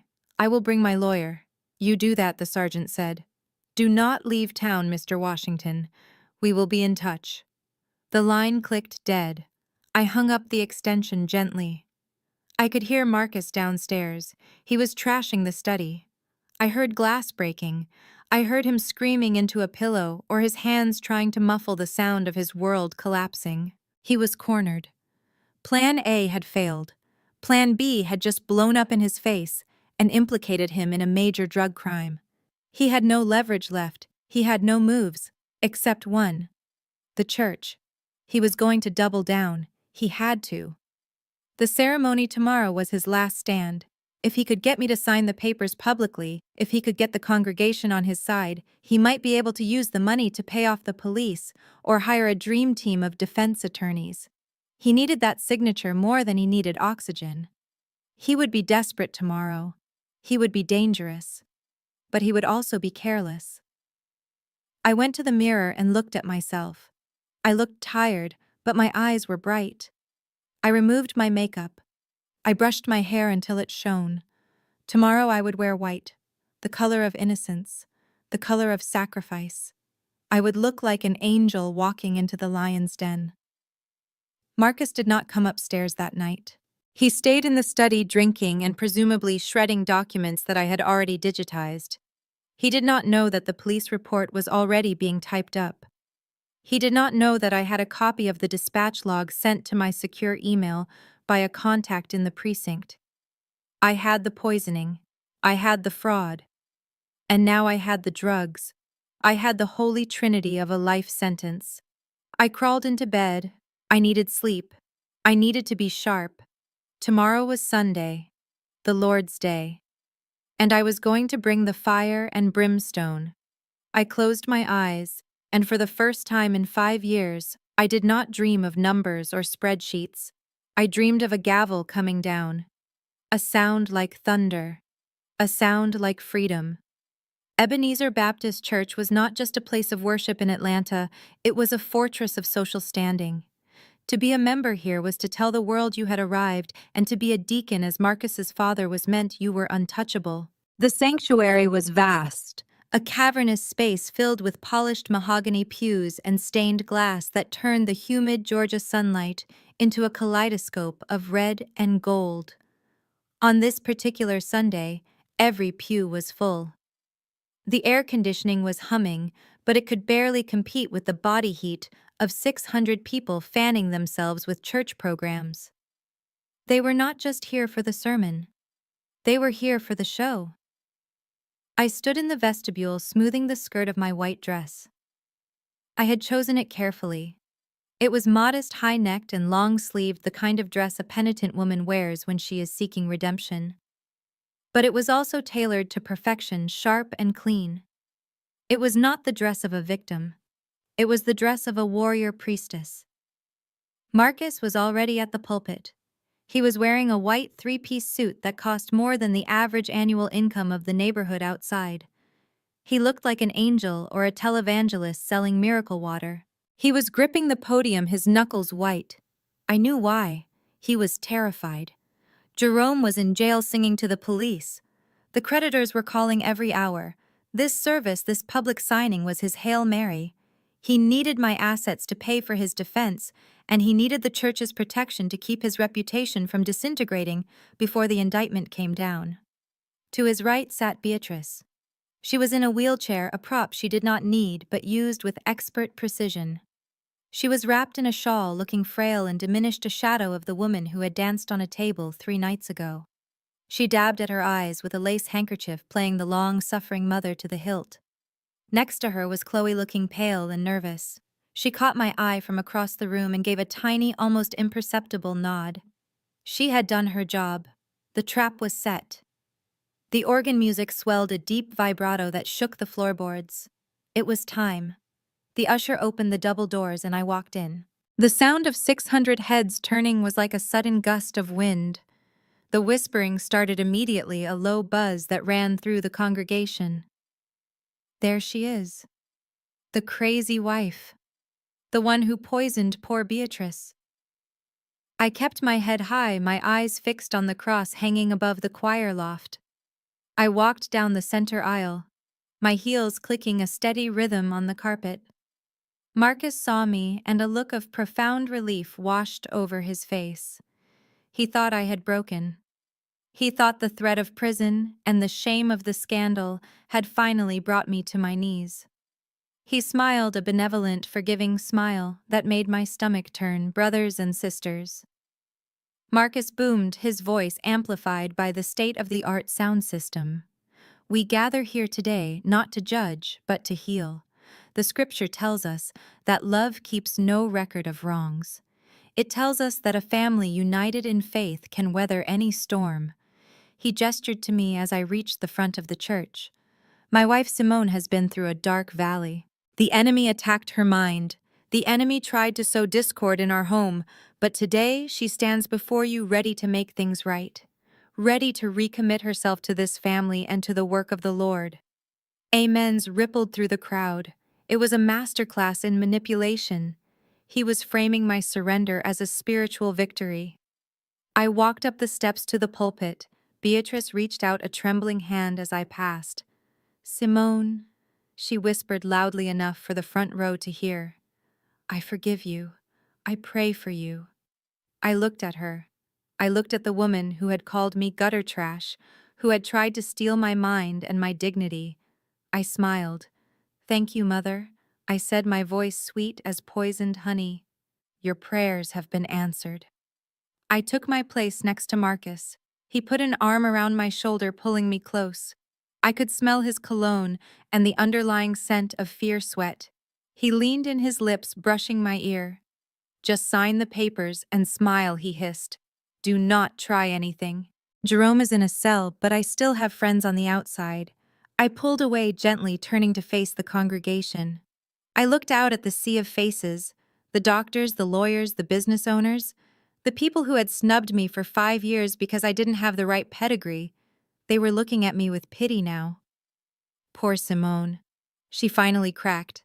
Marcus signaled to his lawyer Arthur, who was sitting in the front row. Arthur stood up and walked onto the stage carrying a leather portfolio. He opened it on the pulpit, pushing aside the Bible. He laid out the document. It was thick, bound in blue paper. "This," Marcus announced, "is a deed of gift, a donation. Simone has decided to transfer the stewardship of her business assets to the Washington Family Trust to ensure that they are used for the glory of God and the betterment of our community. It is a symbol of her trust in me as the head of her household." He held out a gold fountain pen. "Sign here, Simone. Let us put this behind us." The church was silent. Everyone was waiting. This was the climax of the play. The moment the wayward wife submitted. I took the pen. It felt heavy in my hand. I looked at the document. I saw the clauses, the legal jargon that would strip me of everything I had built.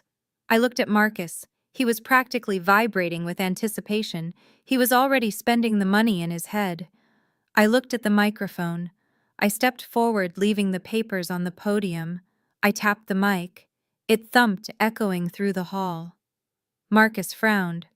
"What are you doing? Sign it." I ignored him. I gripped the mic stand with both hands. "Church family," I said, my voice clear and steady. "My husband is right. The truth must come to light. The Bible says that what is done in the dark will be brought to the light. And for the last 5 years there has been a lot of darkness in the Washington home." Marcus took a step toward me, his smile faltering. "Simone, this is not necessary. Just sign the papers." I turned to him.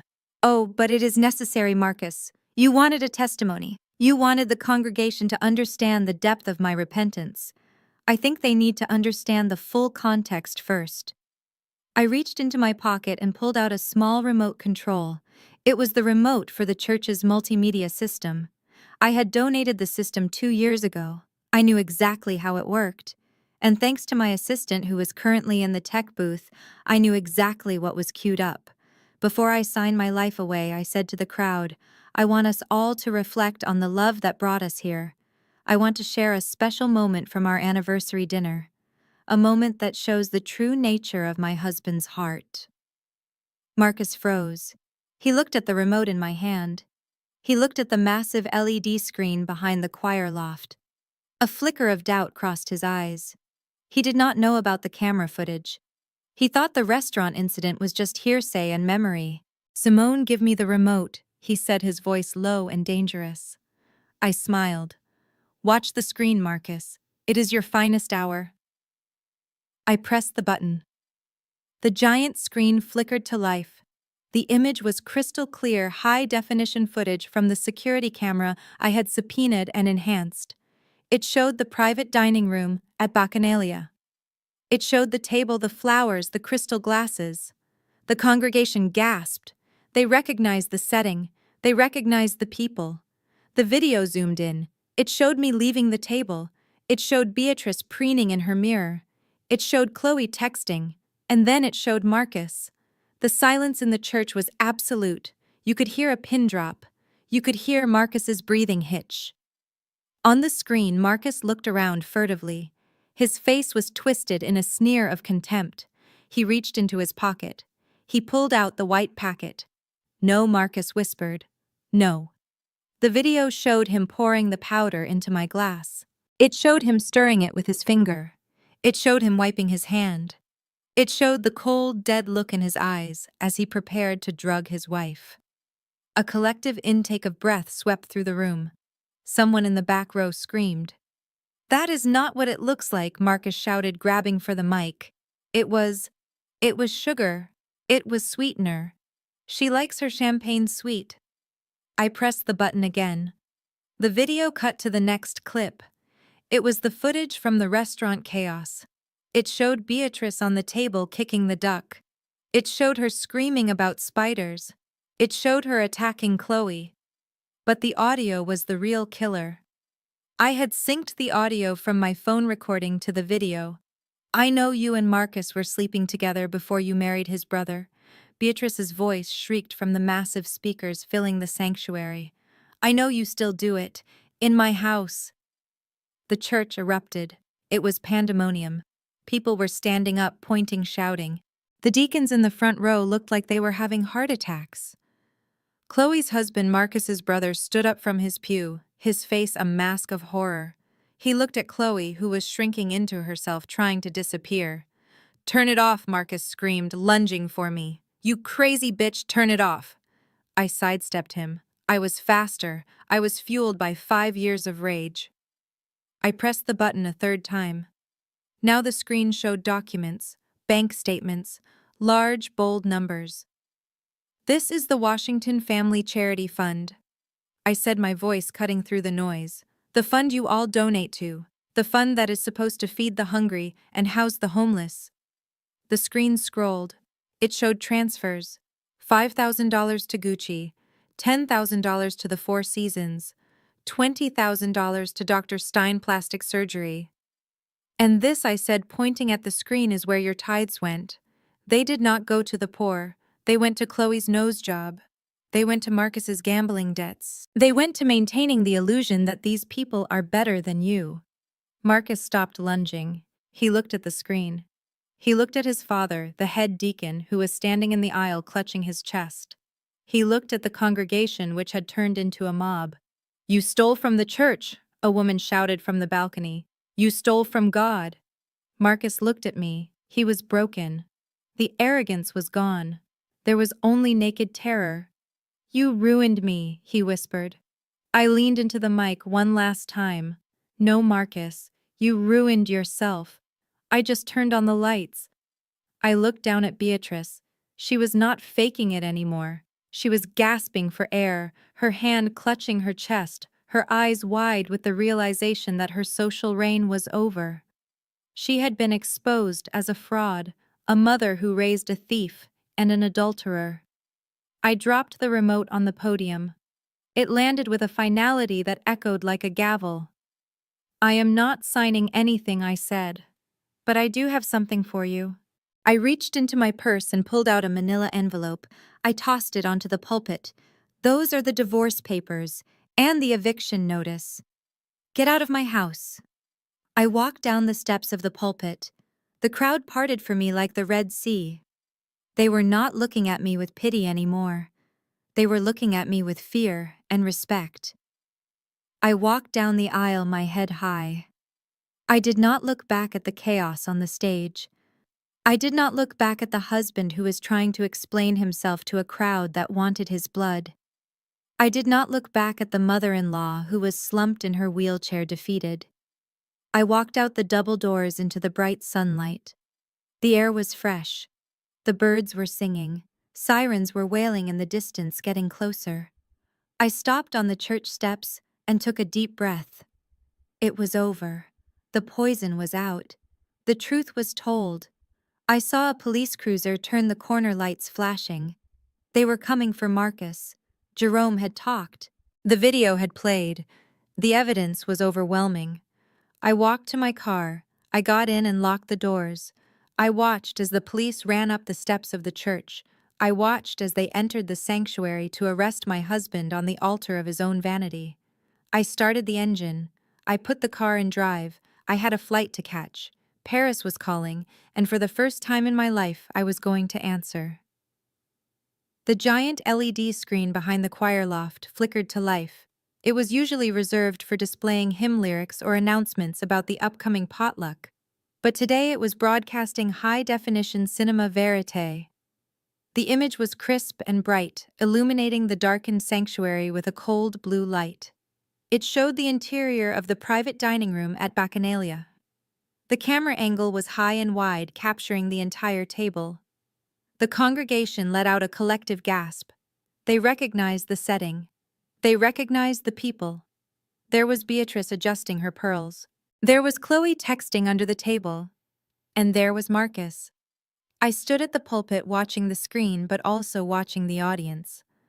I saw the confusion on their faces turn to rapt attention. I saw Marcus freeze his hand halfway to me, his face draining of all color. He looked like a statue made of salt about to crumble. On the screen, the digital timestamp ticked forward. The video zoomed in digitally. It focused entirely on Marcus. The resolution was so high you could see the sweat on his brow in the recording. He looked around the restaurant furtively, his eyes darting left and right. Then his hand dipped into his jacket pocket. A hush fell over the church, so profound it felt like the air had been sucked out of the room. 600 people held their breath at once. On the screen, Marcus pulled out the small white packet. He opened it with a quick, practiced flick of his thumb. He leaned over my champagne glass. The white powder cascaded into the golden liquid. It fizzed for a second and then disappeared. A woman in the front row screamed. It was a short, sharp sound of pure horror. The video continued. Marcus stirred the drink with his pinky finger. He wiped his hand on a napkin. And then he looked up. The expression on his face in that freeze frame was the face of a monster. It was cold. It was calculating. It was devoid of any humanity. It was the face of a man who was deciding to end his wife's life as he knew it. "No," Marcus whispered. His voice was a dry rasp that barely carried over the silence. "No, that is not real. It is a deep fake. She made it up." I pressed the button on the remote again. The video cut to black, but the audio system kicked in. The massive speakers, which were designed to amplify gospel choirs and thunderous sermons, now broadcast a tinny, echoing recording. It was the sound of a bathroom, the echo of tiles, the sound of running water. And then Marcus's voice, loud and clear, booming through the sanctuary. "Plan A failed. She did not drink it. My mother drank it. Yes, Beatrice, she is in the ER. She is psychotic." The congregation recoiled as if they had been physically struck. They looked at Beatrice sitting in her wheelchair on the stage. She was staring at the screen, her mouth open in a silent scream of denial. The audio continued. Marcus's voice was frantic, desperate. "I need that conservatorship, Arthur. If I do not get access to her accounts, I am dead. We will say she has been acting erratically. We will say she drugged my mother. I need that judge to sign off on a temporary hold by Monday morning." The murmurs started then, a low rumble of anger and disbelief that rolled through the pews like a tremor. These people knew Marcus. They had done business with him. They had trusted him. And now they were hearing him plot to imprison his wife to cover his own debts. Marcus looked around wildly. He saw the faces of his friends, his neighbors, his business partners. They were not looking at him with respect anymore. They were looking at him with revulsion. "Turn it off!" he screamed, lunging toward me. "You witch, turn it off!" I stepped back calmly, keeping the pulpit between us. I pressed the button a third time. Now the screen changed again. It was no longer a video. It was a spreadsheet. A series of bank statements.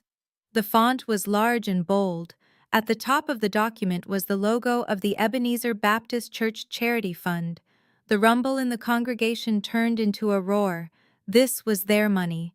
This was the fund they tithed into every Sunday, the fund that was supposed to build shelters and feed the hungry. I spoke into the microphone, my voice cutting through the rising noise. "You all know my father-in-law is the head deacon," I said. "You trust him with the treasury, and he trusted his son with the access codes.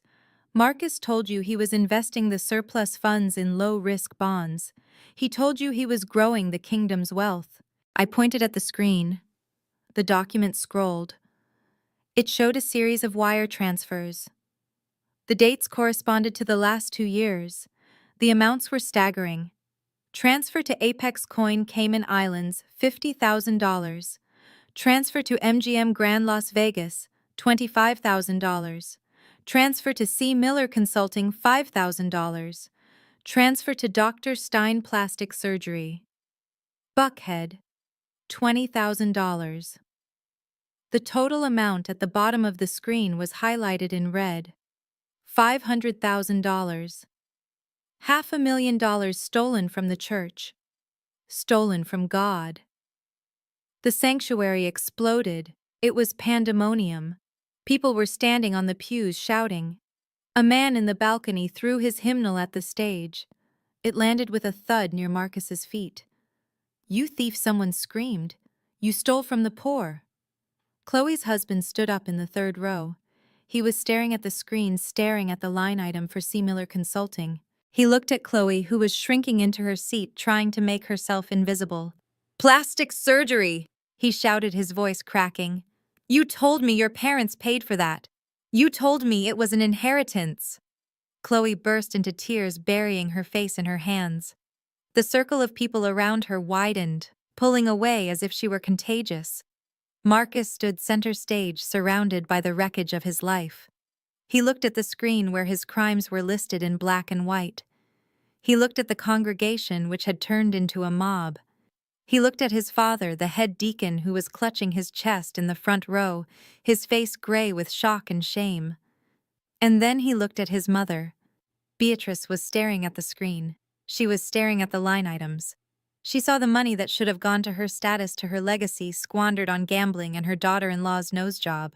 She saw the video of her son poisoning a drink that she drank. She realized in that moment that she was not the queen. She was the collateral damage. Her hand went to her chest. Her face turned a terrifying shade of purple. She let out a gasping, wheezing sound. It was not fake this time. It was not a performance for sympathy. "My chest," she gasped. "I cannot breathe." She slumped forward in the wheelchair, sliding sideways. She hit the floor of the stage with a heavy, sickening thud. Mother Marcus screamed. He ran to her, dropping to his knees. "Mom, wake up. Mom, get up." But Beatrice did not get up. Her eyes were rolled back in her head. Her breathing was shallow and ragged. "Call 911, someone shouted. "Is there a doctor in the house?" Several people rushed the stage. A doctor from the congregation began performing CPR. The chaos was absolute. The organist had stopped playing, but the hum of the screen still filled the room, broadcasting the evidence of the crime. I stood by the pulpit watching. I felt a strange detachment. I had not wanted Beatrice to die. I just wanted her to stop. But as I watched the paramedics rush through the back doors, pushing a gurney down the aisle, I realized that this was the cost of lies. The truth is heavy, and when you drop it on someone who has spent a lifetime building a house of cards, the collapse is total. The doors at the back of the sanctuary burst open again. But it wasn't paramedics this time. It was a squad of officers in tactical vests, followed by men in suits. The Atlanta Police Department and the Economic Crimes Unit. They moved with precision. They swarmed the stage. The lead detective, a man I had spoken with on the phone, walked straight up to Marcus, who was still kneeling beside his unconscious mother. "Marcus Washington," the detective said, his voice booming over the chaos. "You are under arrest for attempted murder, embezzlement, and fraud." Marcus looked up. Tears were streaming down his face, mixed with snot and sweat. He looked like a child. He looked pathetic. "My mother," he sobbed. "My mother is dying. You should have thought of that before you poisoned her," the detective said. He pulled Marcus to his feet. He spun him around and slapped the handcuffs on his wrists. The click of the metal was the most satisfying sound I had ever heard. They dragged him away. He struggled, kicking and screaming, begging his father to help him, begging the pastor to intervene. But no one moved. The congregation watched in stony silence. They had seen the receipts. They had seen the video. There was no mercy left in this room. The paramedics loaded Beatrice onto the stretcher. They rushed her out the side exit. Her face was covered with an oxygen mask. I did not know if she would survive, and in that moment I realized I did not care. I looked at Chloe. She was sitting alone in the pew, sobbing. Her husband had walked away. Her in-laws were refusing to look at her. She was wearing a 10-carat diamond bracelet on her wrist, a bracelet bought with stolen church funds. It glittered in the light, a shackle of her own making. I picked up the remote control. I pressed the power button. The screen went black. The evidence vanished, but the damage was done. The truth had been seared into the minds of everyone present. I gathered my purse. I smoothed my white dress. I walked down the steps of the pulpit. The path to the door was clear. People stepped back as I passed, giving me a wide berth. They looked at me with a mixture of fear and awe. I was not Simone, the poor girl from Bankhead, anymore. I was the woman who had brought down the temple. I walked out of the church into the blinding afternoon sun. The air smelled of exhaust and ozone. I took a deep breath, filling my lungs. It tasted like freedom. My phone buzzed in my pocket. It was a text from the airline. "Your flight to Paris departs in 3 hours." I smiled. I walked to my car, my heels clicking on the pavement. I did not look back. The sirens were fading in the distance. The show was over, and I had a plane to catch. The sanctuary of Ebenezer Baptist Church had transformed from a house of worship into a theater of judgment. The air was thick with the sounds of weeping and the heavy clinking of steel handcuffs. I stood near the altar, my white dress pristine amidst the chaos, watching the fall of the House of Washington. It was a slow-motion collapse, a crumbling of a monument built on sand and deceit. Marcus was on his knees, but not in prayer. 2 officers had him pinned to the plush red carpet. His white suit was stained with dust and sweat. He was sobbing, a guttural, ugly sound that echoed off the vaulted ceiling. He looked up at me, his eyes bloodshot and wide with disbelief. "Simone," he choked out. "Simone, tell them. Tell them it is a misunderstanding. Tell them I am your husband." I looked down at him. I felt a strange hollowness in my chest where my heart used to be. There was no pity there, only the cold satisfaction of a balanced ledger. "You were my husband, Marcus," I said, my voice low but carrying over his cries. "Now you are just a liability." The detective hauled him to his feet. Marcus struggled, his feet dragging on the floor as they marched him down the center aisle. The congregation recoiled from him, pulling their Sunday best away, as if his failure was contagious. The man who had walked in like a king was being dragged out like a common criminal. He shouted for his father. He shouted for the pastor. But no one moved. The evidence on the screen had been absolute. There was no defending him now. As the heavy oak doors swung shut behind the police escort, I turned my attention to the remaining players on the stage. Beatrice had been rushed out on a stretcher, but the rot she had cultivated remained. I saw movement in the third pew. Chloe was trying to make herself small, trying to slip into the shadow of a marble pillar near the side exit. She was clutching her purse to her chest, her knuckles white. She thought she could disappear in the confusion. She thought she could slide out the side door and go back to her life of luncheons and lies. She was wrong. David Marcus's younger brother stepped out from the pew, blocking her path. I had always liked David. He was quiet. He was a hard worker. He was the only one in the family who had treated me with basic decency, mostly because he was too busy working to engage in his mother's games. But right now, he did not look decent. He looked destroyed. Chloe froze. She looked up at her husband, her face a mask of terrified innocence. "David," she whispered, David, we need to go. This is crazy. We need to get home to the kids. David did not move. He held up his phone. The screen was cracked, but the image on it was clear. It was the photo I had sent him 5 minutes ago. The photo of Chloe and Marcus at the Fontainebleau. The photo of his wife and his brother laughing over oysters paid for with stolen money. Home. David repeated, his voice flat and dead. There is no home, Chloe. Not for you. Chloe reached for him. David, please. It is not what it looks like. Simone is lying. She doctored those photos. She is trying to tear us apart. David laughed. It was a harsh barking sound that made people flinch. Do not lie to me. Not anymore. I saw the bank transfers, Chloe. I saw the consulting fees. $5,000 a month. That is what you cost. That is the price of your loyalty to me. $5,000 and a bracelet. He grabbed her wrist. He lifted her arm, displaying the diamond tennis bracelet that glittered under the church lights.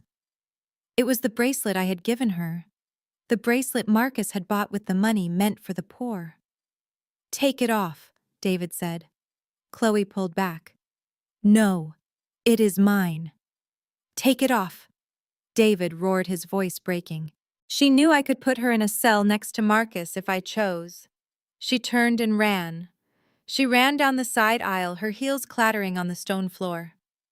She burst through the side door and into the heat of the afternoon, leaving behind her marriage, her reputation, and the diamonds she had sold her soul for. The church was quiet now. The storm had passed, leaving only wreckage. I smoothed my dress and prepared to leave. I had done what I came to do. Simone. The voice was weary and old. I stopped. Standing at the base of the pulpit steps was Deacon Washington, Marcus's father. He looked like he had aged 20 years in 20 minutes. His shoulders were slumped. His suit jacket hung loosely on his frame. He was clutching a Bible in one hand and his chest with the other.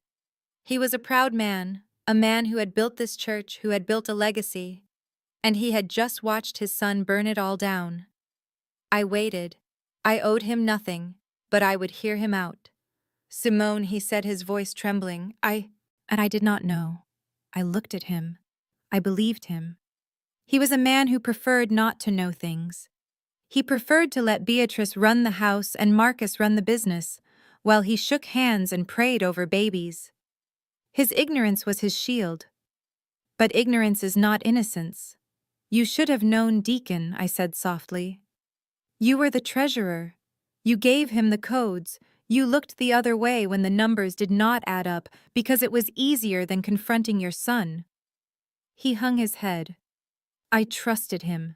He is my boy. He is a thief, I said. And he is a predator. And you let him loose on me. Deacon Washington looked up, tears in his eyes. I am so sorry, Simone. I am so sorry for what they did to you, for what Beatrice said, for the drugs. I had no idea it had gone this far. Please tell me what I can do. We can fix this. We can pay you back. I will sell the lake house. I will sell the cars. Just please do not destroy the family name. It is all I have left. I looked at this broken man. He was asking for mercy. He was asking me to stop the bleeding. He wanted to save the facade even now when the foundation was rot. I reached into my purse. I had one last envelope. It was not a divorce paper. It was not a police report. It was a deed. I appreciate your apology, Deacon, I said, my voice cool. But you cannot pay me back. You do not have the money. He frowned, confused. What do you mean? We have assets. We have the estate. I pulled a document from the envelope and handed it to him. I know about the estate, I said. I know that Marcus took out a second mortgage on your home 3 years ago. I know he forged your signature just like he forged mine. I know the bank was about to foreclose next week because he hasn't made a payment in 6 months. Deacon Washington stared at the paper. His hands shook so hard the paper rattled. Foreclose. No, that house is paid for. It was paid for, I corrected. Until your son gambled it away on cryptocurrency and high living, I had taken the bricks they threw at me and built a fortress they could not enter.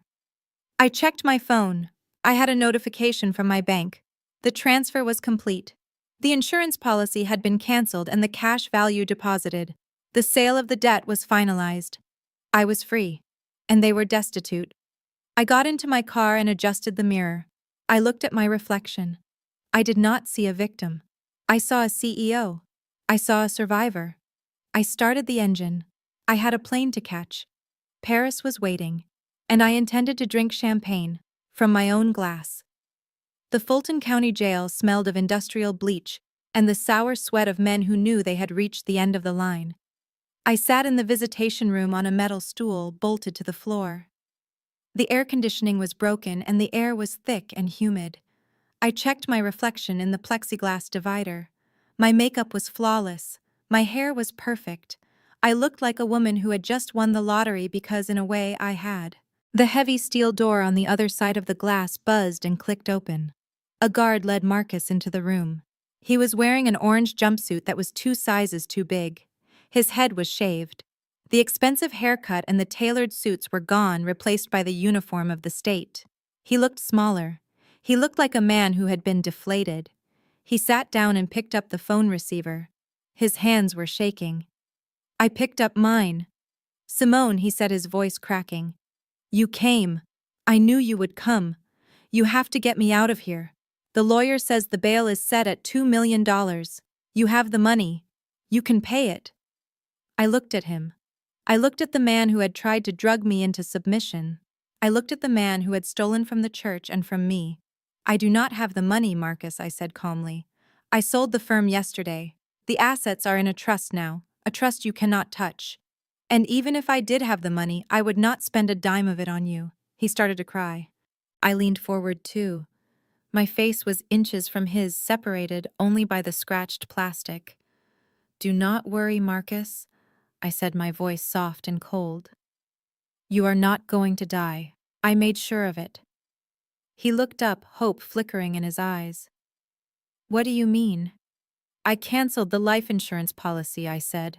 "The one you took out on me, and the one you took out on yourself." He blinked, confused. "Why?" "Because you are worth more to me alive," I said. "If you die, it is over. You escape, you get the easy way out. But if you live, you have to pay.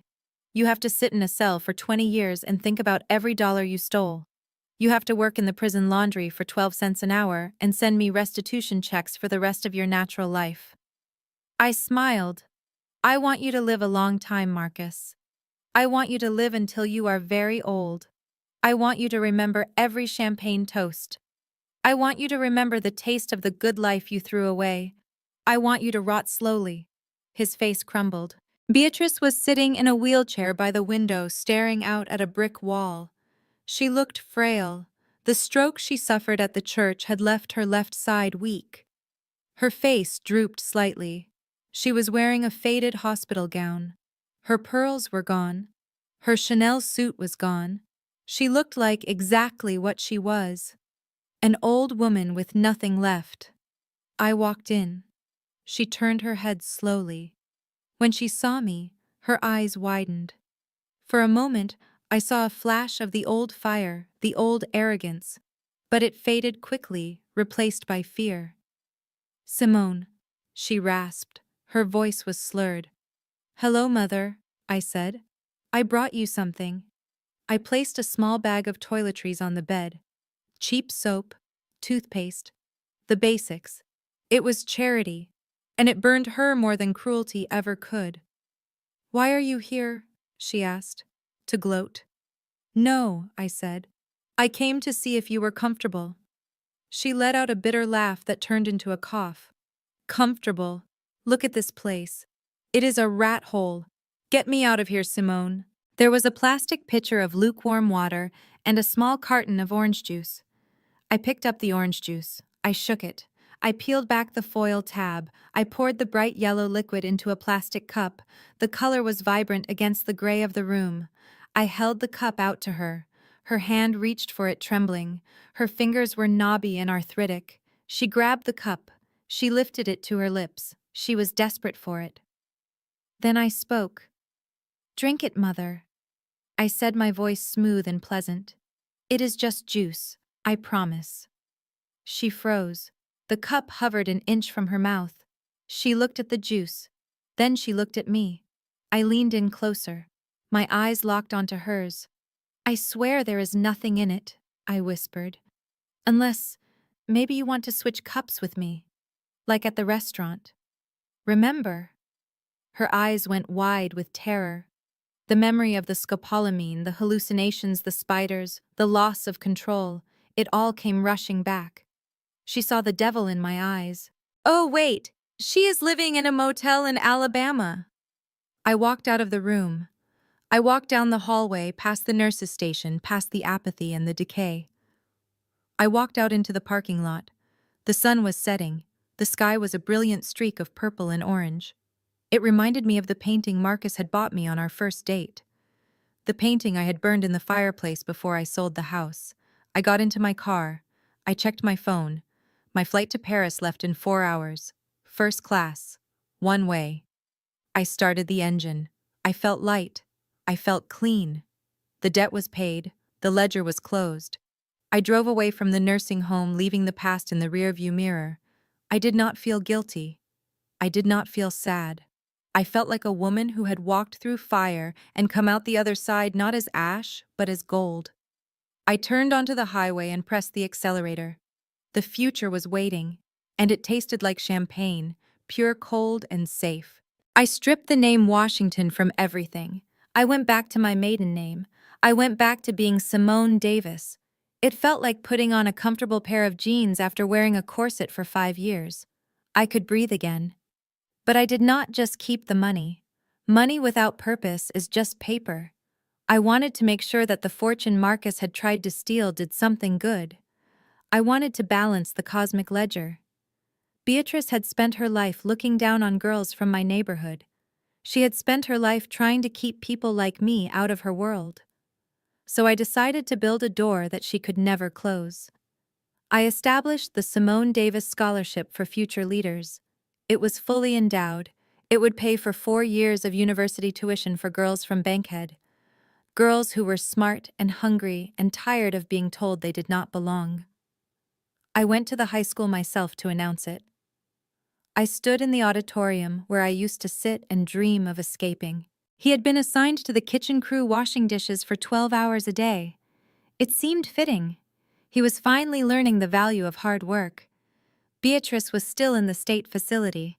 I heard from a nurse that she spent her days staring out the window muttering about her pearls. She had not had a visitor in months. Her friends, the society ladies she had cultivated for decades, had abandoned her the moment the scandal broke. They were like rats fleeing a sinking ship. She was alone with her memories and her bitterness. It was a prison of her own making. Chloe had vanished. The last I heard, she was working as a hostess in a dive bar in Alabama trying to find another man to save her. She would not find one. Not with her face plastered all over the internet as a co-conspirator in a fraud case. She had traded her integrity for a bracelet she no longer owned. With the past buried, I turned my eyes to the horizon. I had always wanted to travel. I pick it up. It is a notification from my private bank in Switzerland. I open the app.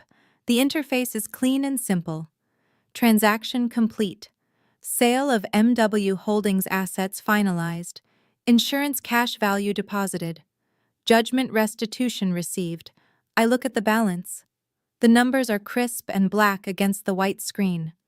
$9,200,000. I stare at the number. It is a lot of money. It is enough money to live here forever if I wanted to. It is enough money to start a new company. It is enough money to never have to answer to anyone ever again. But it is not just money. It is a score. It is the final tally of the war. Marcus had wanted 5 million. He had been willing to kill my mind to get it. He had lost everything.